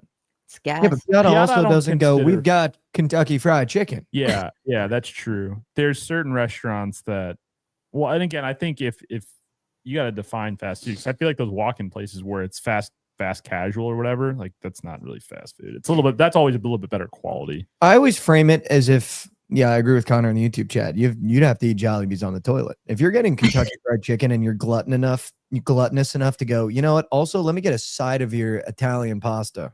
You have some serious problems that need to be taken care of. But I always try to frame everything in fast food. Yeah, fast food and convenience food. That's If, let's say, I had a girlfriend and they were like, oh, I'm going to get food, and I'm on the phone with them, much like your take, if I had a girlfriend and she said, I got the chicken sandwich from Arby's, I might have to block her. tough look. If she went to Jollibees and said, I got the pasta and a side of Kentucky Fried Chicken, I'd probably have to block them. There are just certain things you shouldn't do. That's, to me, that's up there for sure. So my take is this. If you're eating Jollibee's pasta with the fried chicken, that's worse than cheating in my head. Now this is You're a psycho. This is gluttonous. I've gone to 2 different restaurants before to get 2 different items that I wanted at. I need the items right now. I went to Arby's for curly fries. Okay, I like the curly fries from Arby's. Again, not a hot take, but I like Burger King's original chicken sandwich. I don't want there for because Burger King's fries suck. Who's going to Burger King, man? It just bothers me. I know. My fast food is, I'm open to everything. I'm open to all items. Culver's, I don't feel like can you give up Culver's? Dude, Dairy Queen murks Culver's. Whoa. What did you just say? You just say Dairy Queen murks Culver's? That is the wildest take I've ever Dude, that's just heard. a ball knower take, honestly. Never had Culver's. Now you It's have just, to Culver's is like the shiny new toy. Everyone loves to talk. Dairy Queen's been there. you have to since day take out one. Dairy Queen's Blizzards because Dairy Queen's Blizzards are elite. But Whoa. You can't be removing items if we're going band okay, for if you're band. going if you're just taking the ice cream, you're taking the custard off the table at Culver's and the Blizzards off the table at Dairy Queen. I still think Culver's is a better restaurant overall. If I had to pick one and keep one, it's Culver's 100 times out of 100. And everybody in chat will I agree. never hear people going to Culver's. Show me one person in chat right now. I've never been a line at Culver's. Over Culver's. Go chat. Can I just say that Nick has Bad take. Culver's elite. You're weird on Culver's. Okay, you might have one. Culver's goated. Can I just step in here for a second and say that Nick has said 2 of the most outrageous things I've heard in a long time. He said he got the chicken sandwich from Arby's, and then he said one day he went out and mixed and matched fast foods. I feel like that's just doing far too much. It's in a lot. Like, did you start your day getting going, more- wow, you know what would go DQ crazy love, right now respect if I just got some Arby's fries and a Burger King chicken sandwich? Why not just get the chicken sandwich from the Arby's you were just at? Because I wasn't at that point. I didn't know that Arby's had a chicken sandwich. But you hit the drive-thru, just ordered the fries. I went to Burger King first.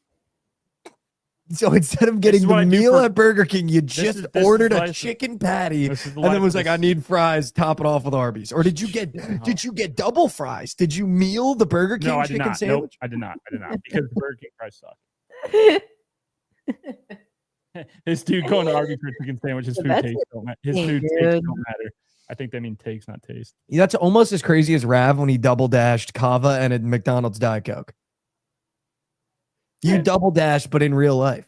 Hey, in all fairness, DoorDash, I feel like it's okay because you can do the double dash. Driving to two separate fast food places, unless they're like side by They're side. right next to each insane. other. One's across the street. It's across the parking lot from one to the other.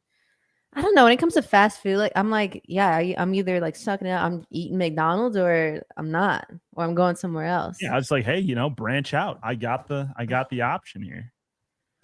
That's free will at its finest, right there. That is living in America at its finest, Yeah, right that's there. fair. I will give you that. You are definitely fully taking advantage of free will in that moment. Yeah. That's a full blown. It's like That's a philosophical. It's like humans have free will. I got Arby's fries and a Burger King chicken sandwich. it's like when you become an adult, right? And now now it's a little bit different because I did that when I was like 22, and I should eat healthier now, and I do that. But when you become an adult, Yeah, you're like, what did you eat for dinner last night, Nick? yeah, I had homemade pancakes. You know how insane that is? Dinner? Eat that for dinner? Yeah, I had For homemade dinner? pancakes. Well, I make great pancakes, but Dude, what? when the you become an adult, fuck are we? Dude, you test the bounds of free will. Dude. yeah, bro, you're weird. You're Super testing- healthy. You're testing the bounds of free will, going Burger King and Arby's band for Pushing band, that and just to the making limit. pancakes. Kyle shitting on me for being a Cardinals Did you fan. did you make any sides with your pancakes, or did you just have raw cakes? No, just 3 pancakes. What the fuck? Where are the bodies hidden? Where are the bodies? Where are the bodies? Did you at least make extra to have in the morning? No. What the fuck Why would is I- this? That's No, yeah. I'd so say you rationed out the batter? ration out the batter. No, You didn't just make the whole box? I make homemade. No, I don't. There's no batter. There's no it's not mixed. I make. What did you have for breakfast then?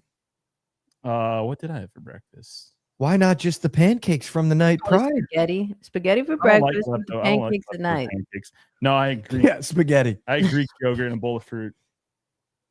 Must be single. Yeah, I am. Jolly single. That's Bee just what I'm spaghetti saying. for today. These are all takes of what is like living with a single Yeah, guy. I'm single too, but you gotta make extra for the morning. If you're making breakfast food, you gotta make extra for the I morning. know how to cook. I'm making chicken parmesan and roasted potatoes and asparagus tonight. No one's testing your chefing ability. It's just the choices you're making when you're in the kitchen is what What I'm feeling in the moment.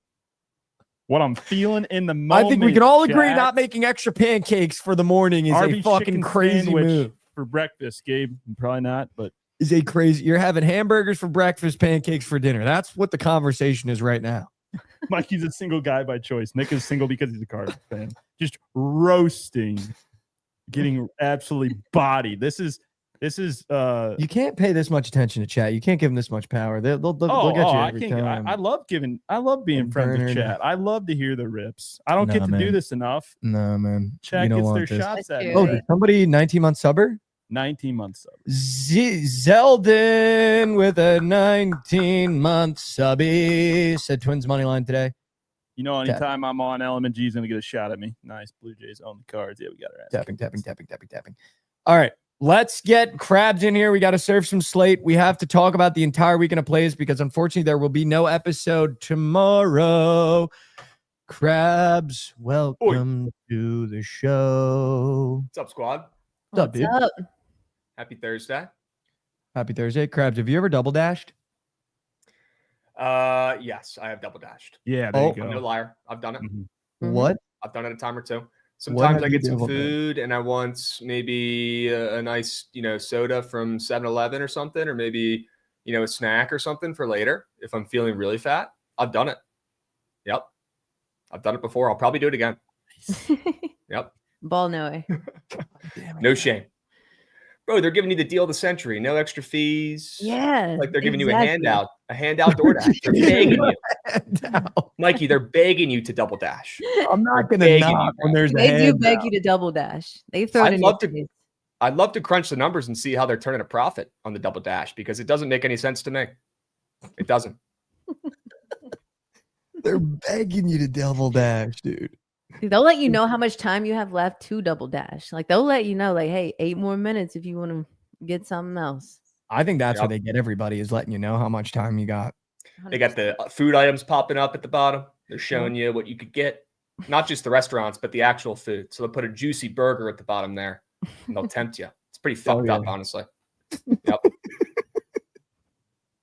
You're making that driver put in an extra shift around town just for your DoorDash, dude. Dude, I think it's a separate driver, which is the they're craziest part. You can't dispatch a second driver for one 7-Eleven soda. Look, I've been pretty good of late, and I even gave up DoorDash for Lent. And since then, I've been, like a normal human being, not using it like every single day. But I will say I have used the double dash, and I've gotten 2 different drivers dropping off the food. So maybe it's, by chance, maybe they offer it to that driver and they can respectfully decline it. Maybe they could turn down the offer, like a negotiation. I don't know how it works. I'm not dashing. Maybe somebody in the chat knows. I might need to be dashing after this weekend of PLL Krabs because I've been ice cold. But we've got 2 games tomorrow, 2 on Saturday. We got to talk about them today because there won't be a TMA on. We're going to start with the Boston Cannons taking on the Philadelphia Water Dogs. The Cannons are minus 145 favorites, and the Water Dogs looked incredible last weekend. Yep. This feels like a good spot, Krabs, where I almost just want to take the Water Dogs plus 1.5. I'm normally scared to click the plus 1.5s, but it seems like every single time you click plus 1.5s in the PLL, I don't mean you, I just mean everyone in general. Yeah. You normally cover and win money. And normally I am so scared to take the plus 1.5s, but getting a plus 1.5 at minus 130, how do I not? Dude, I'm with you. I love the plus 1.5 here in the spot. I wouldn't even mind just taking the ML for the dogs, but yeah, if you can get them at minus 130 for the plus 1.5, I think this is a great spot for it. It's the Water Dogs year, right? It's now or never. It's bounce back season. They showed what they're capable of last week, and they're not even at full strength yet. But I've been very impressed with this Water Dogs team. The change at goalie to DeLuca has made a big time difference. I like the Water Dogs with you. Plus 1.5, looking like a pretty good bet. And Krabs, I'm going to have Nick pull it up for us really quickly. Can we talk about the graphic game? Yeah, the best graphic I've probably seen out of the PLL, maybe in its history, maybe in its 7 years. That was sick. This was elite levels of graphic. It's almost graphic level to the point where it's a graphic bet. Yeah, you just have to take them now. Now I know why you want to take the fucking Water Dogs. Bet. They got the coolest graphic ever. Sure. How do you not bet on that graphic? How do you not? I'm with you, bro. The dogs go dark. Look at that. Saturday night lacrosse. 2 words, chat. Look at Saturday night lacrosse. Look at night vision. Navy ceiling. I'm taking those puppies over the Nats pup who goes and grabs the bat every day of the week. Oh, Lauren likes that. Lauren likes Nats pup. He's cute. Why are you an off Bruce? You don't like Bruce? I'm kind of a Bruce up. Maybe I'm just petty. Maybe I'm just upset we're not calling up our actual good young prospects and we're wasting time making graphics, calling up dogs. Dude, did you see the video y'all made? Oh, yeah.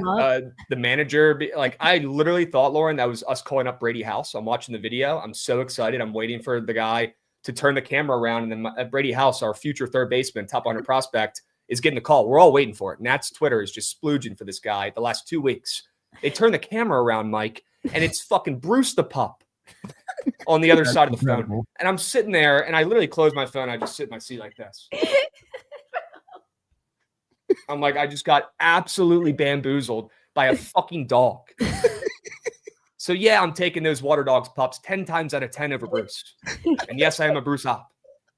Okay, I get that. Makes sense. That makes sense.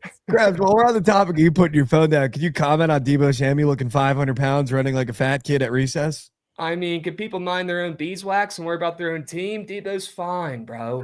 He's fine. Sure, he's looking a little thick. He's not young, right? He's probably packed on a couple LBs. I'm sure they've taken him out to a couple steakhouses around the city. They've got good Italian food around here, some really good Indian food as well. It's pretty high on the carbs with all the rice and shit. He's fine. And also, these clips are from walkthroughs, bro. These clips are from walkthroughs. Yeah, he looks like They're he's supposed to walking.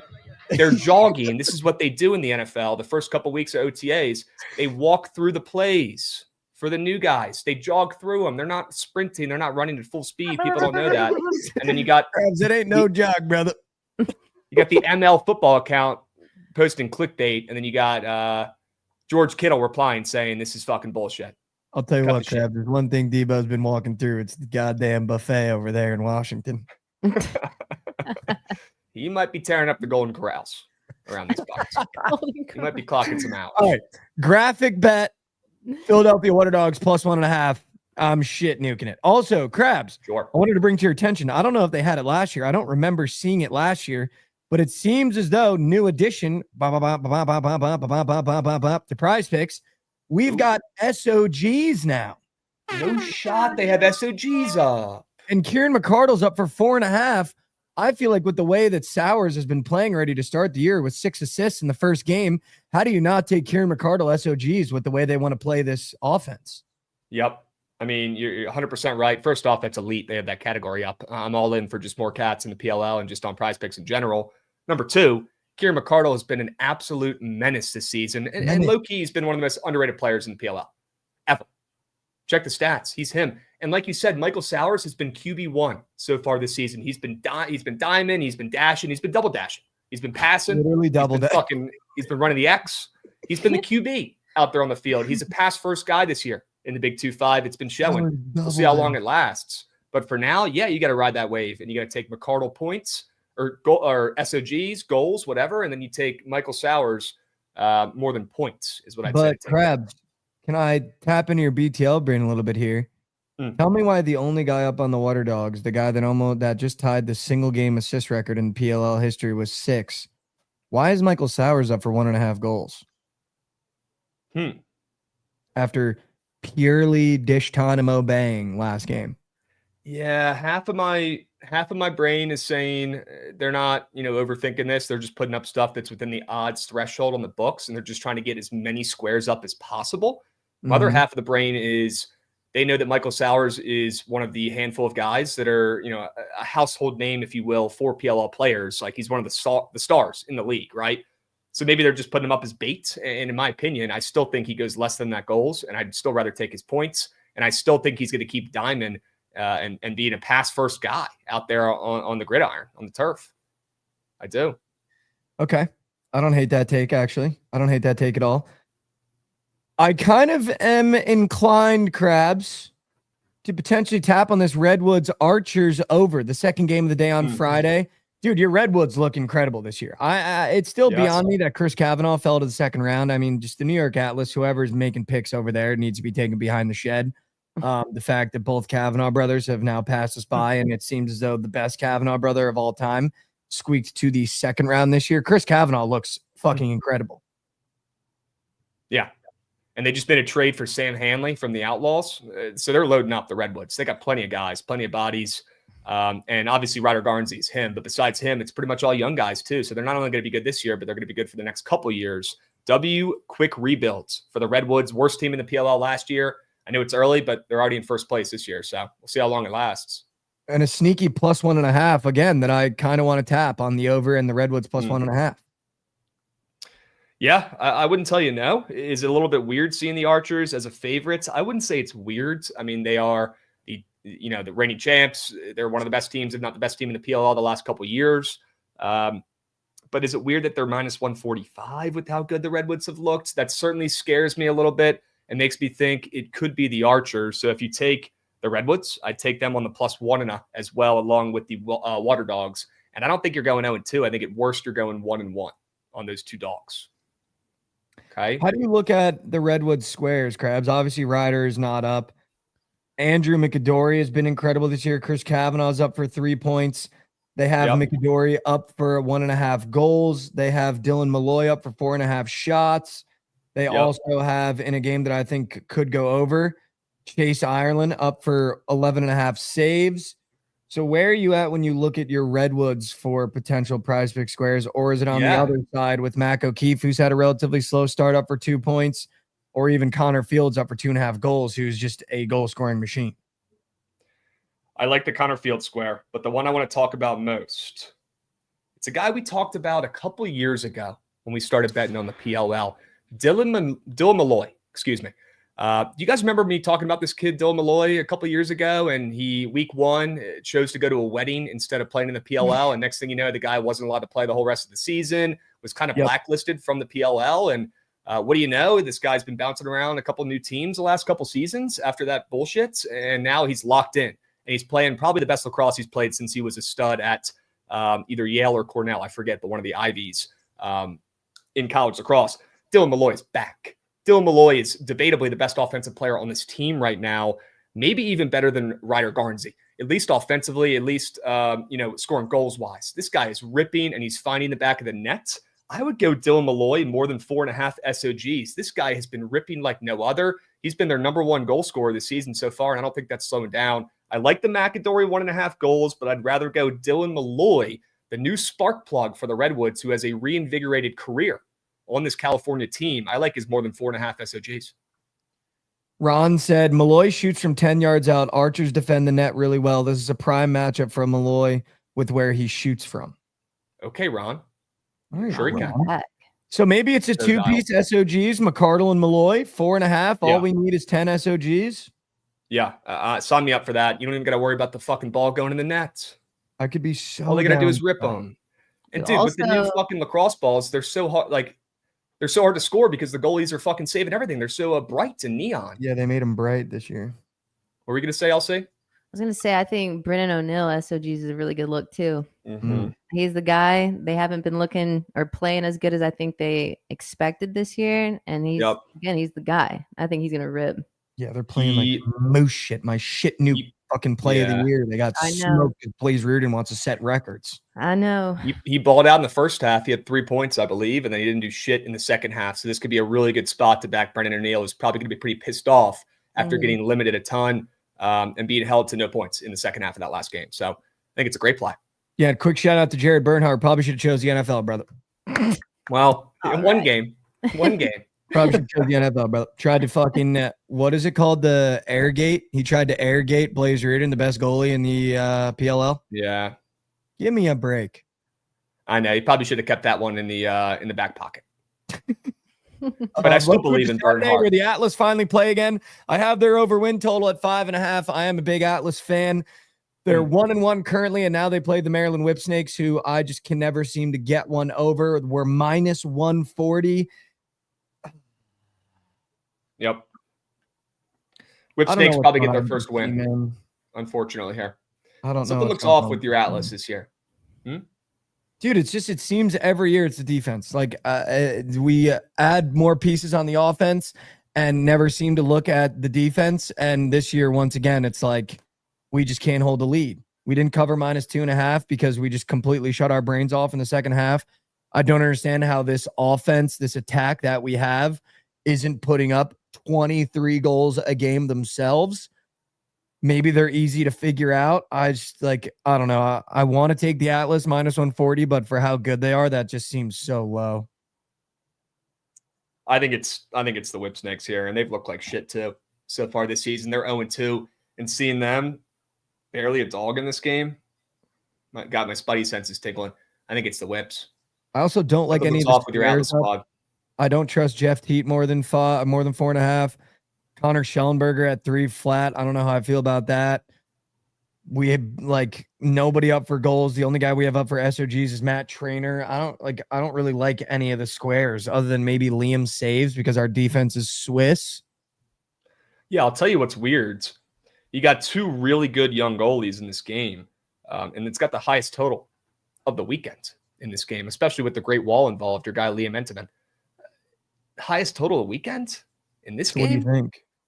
I think points. I think the over. I think a rare Liam Entenmann bad game, or at least not his best game. I think we get goals in this one. 2 desperate squads after some moose shit performances the last couple weeks. I think their offenses show up and they shine. Give me the over. Lauren, are you going to fade the Atlas?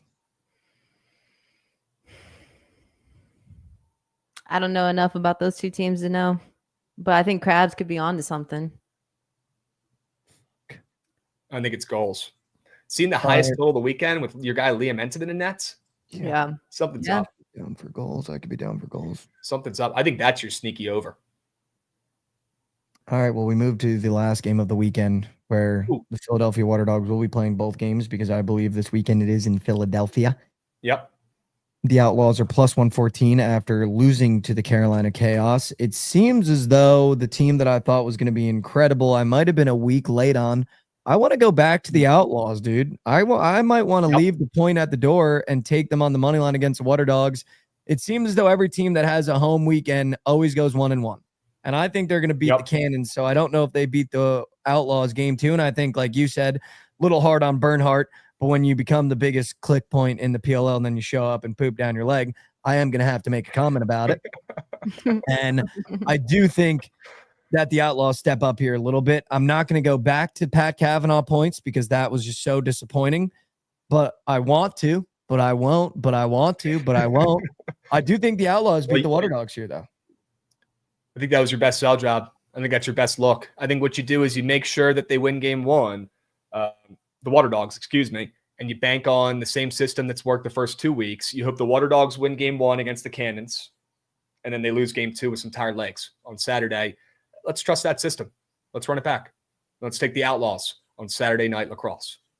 What do you guys like for squares in that game? I really want to say Pat Cavanaugh 2 points just because he had the second most SOGs on the Outlaws against the Chaos. Just Blaze Reardon ended up having a career day. I think he would have had 3 or 4 points against any other goalie. And I'd like to think he goes more than that mark, but that was just such a tough square to eat. I like Lauren's SOG squares. I don't really like either. They don't have the saves up. I was going to say I don't like either of the saves in this game. They don't even have them up, though. Where are you guys at with squares? I think Lauren's SOGs for Brendan O'Neill is a really good look. Could be dumb. I think you can Mose stack that with your guy, Jerry Bernhardt, he just chirped, who's probably going to have a hat trick now. Yep. Take us more than 2 points. Serious push potential, but I don't even give a hoots. And that could be a good little 2-piece to get it started. So you got to add another leg, though, because they're both on the same team, but those are 2 pretty good-looking squares to me. What do we think about... I'm trying to find a pair for Dylan Malloy SOGs because I just put Kieran McCardle SOGs with Pat Cavanaugh points because I just had to. Dude, why don't we go Malloy? Why don't we go a 2-piece and split it up so it can turn green and we can gas it up next week when we come back on TMA here? Why don't we go Malloy more than 4.5 SOGs? And why don't we keep it simple? And why don't we just go Brendan O'Neill more than 5 SOGs, or you could take as more than 3.5 points. What are you guys thinking? What do we feel about that? I'm down to just trust LC's read and go SOGs. Do we like him ripping puck or getting some points? Ripping puck. That's what he does. 5 SOGs. He's coming out pissed off in the first half after doing nada in that second half of that last game. Malloy O'Neill. Yep. I like that. Sign me up. Keeping it simple. Good old-fashioned LC 2-piece. Give us a chance. Okay? All we need. Give us a chance. We are going to have to do a 4-piece just for a little graphic guy. I don't hate McCardle SOGs, Malloy SOGs, Brandon O'Neill SOGs, and then maybe someone on the Atlas to do some, or maybe someone on the Whip Snakes. If you like the Whip Snakes, Krabs, is it TJ Malone or Rob Pinnell? They don't have anybody up for the Whips. I know, bro. Let me check what the books are giving us in that game and see if anything's sticking out. I wouldn't be surprised if it's a Rob Pinnell breakout game. We've been waiting for it. He's played like crap the first 2 games. Wouldn't be shocked to see him step up and come through in his 3rd game in a Water Dogs uni, or a Whip Snakes uni. Excuse me. That's so see sick. what they have up on the books. Oh yeah, let's go Rob Pinnell, dude. Let's go Rob Pinnell, 2.5 points. Not asking for much. -120 both ways on the books. Dude has been absent in the stat sheet the first 2 weeks, but this is a Hall of Famer, debatably the GOAT, one of the best players of all time. He's going to get going. He's just on a new team. It's going to take him a couple weeks. They're going to need him this weekend now. If he doesn't get going, they have no fucking chance. Okay. Okay. I Rob like it. Cannell more than 2.5 points. I like it. I like it. I don't hate that at all. All right. Well, there's your PLL platter. What are we thinking about today's other sports, Krabs, before we get you out of here? I'm going to take the Oilers on the ice. Yep. I'm with you on that. In the MLB, I don't know. What do you like today, Krabby?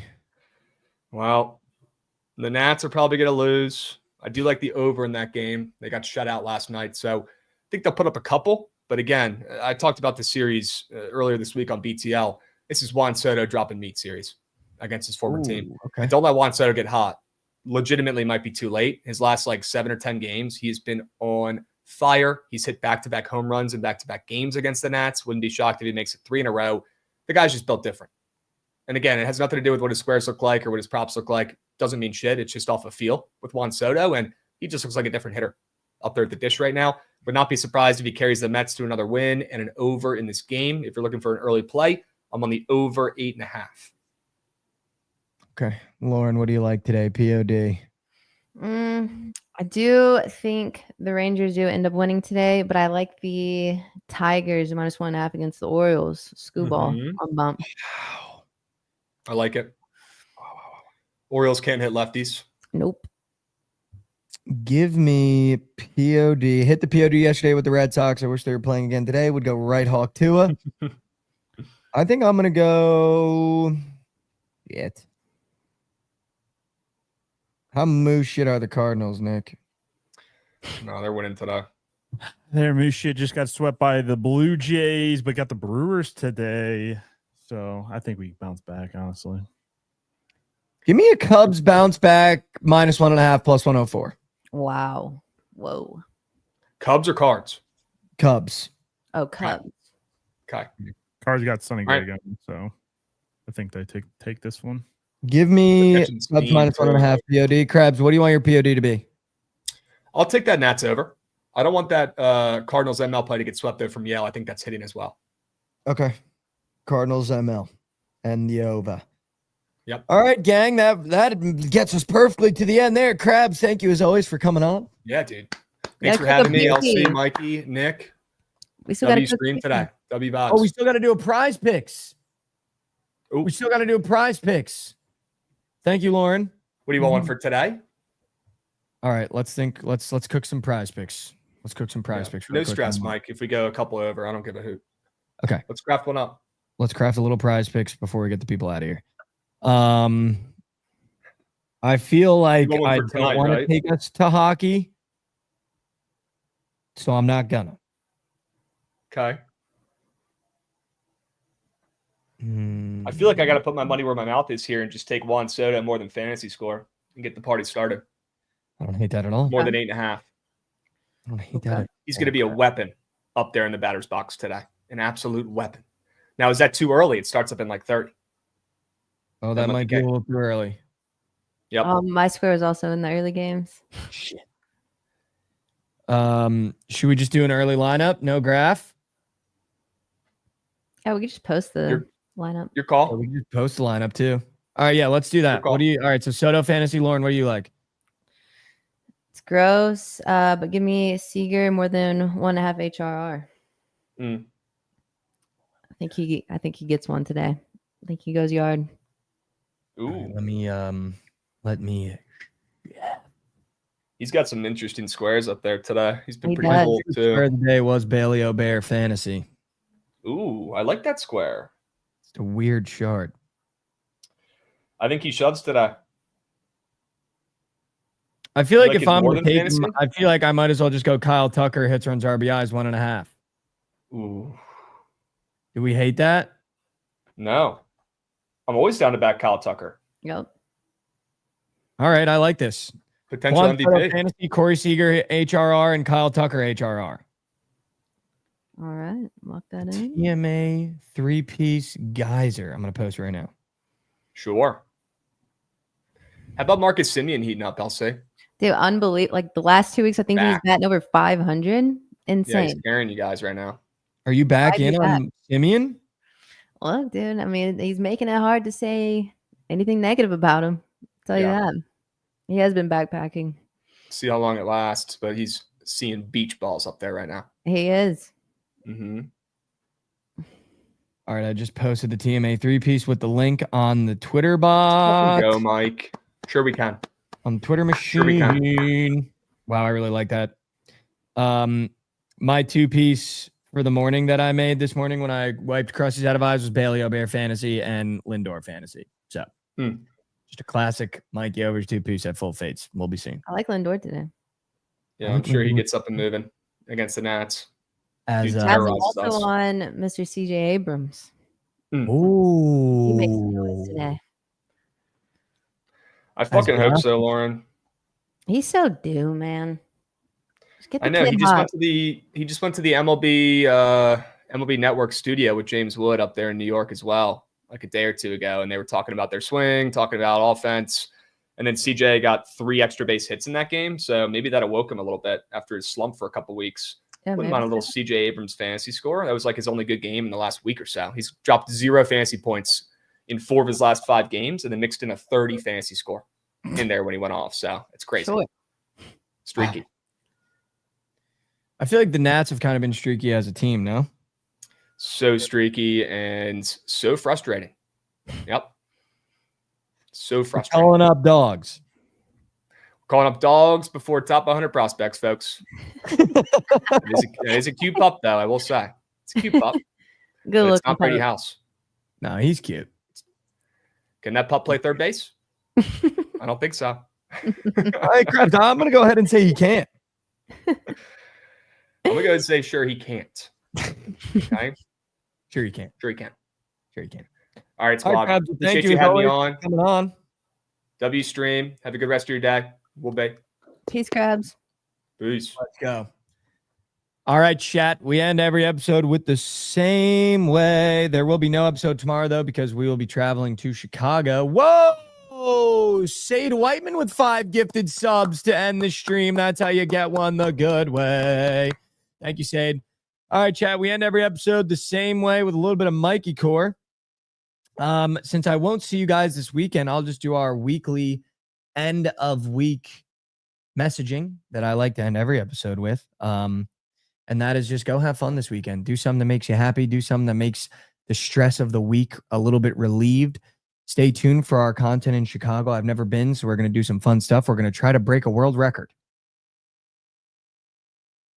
Don't know what world record it is, but Preston has something in store for us. We're going to try to break a world record. I'm not telling you, you got to watch and you got to stay tuned. I love you guys so much. Take one step forward for me. I know how hard it can be to take a step forward in life. Heck, I think I took some steps backwards this week, but I'll tell you what, I'm waking up every morning and attempting at least to take a step forward. And I think through doing this show, we've learned that that's what gives you the real strength. It's not the result of that step forward. It's that you just can attempt to take one. I love you guys so much. I love you. Even heard that today. Thank you so much for giving us your time this week. We'll see you back here on Monday. Just a quick trip to Chicago. We're not missing any episodes other than tomorrow, but I hope you guys have an awesome, awesome weekend. Do something fun. Go get some brews. Make a parlay. I love you guys so much. I'm going to miss you guys this weekend, but we will see you here on Monday. Go tune into BTL. Refresh the stream right after this. Have a great weekend.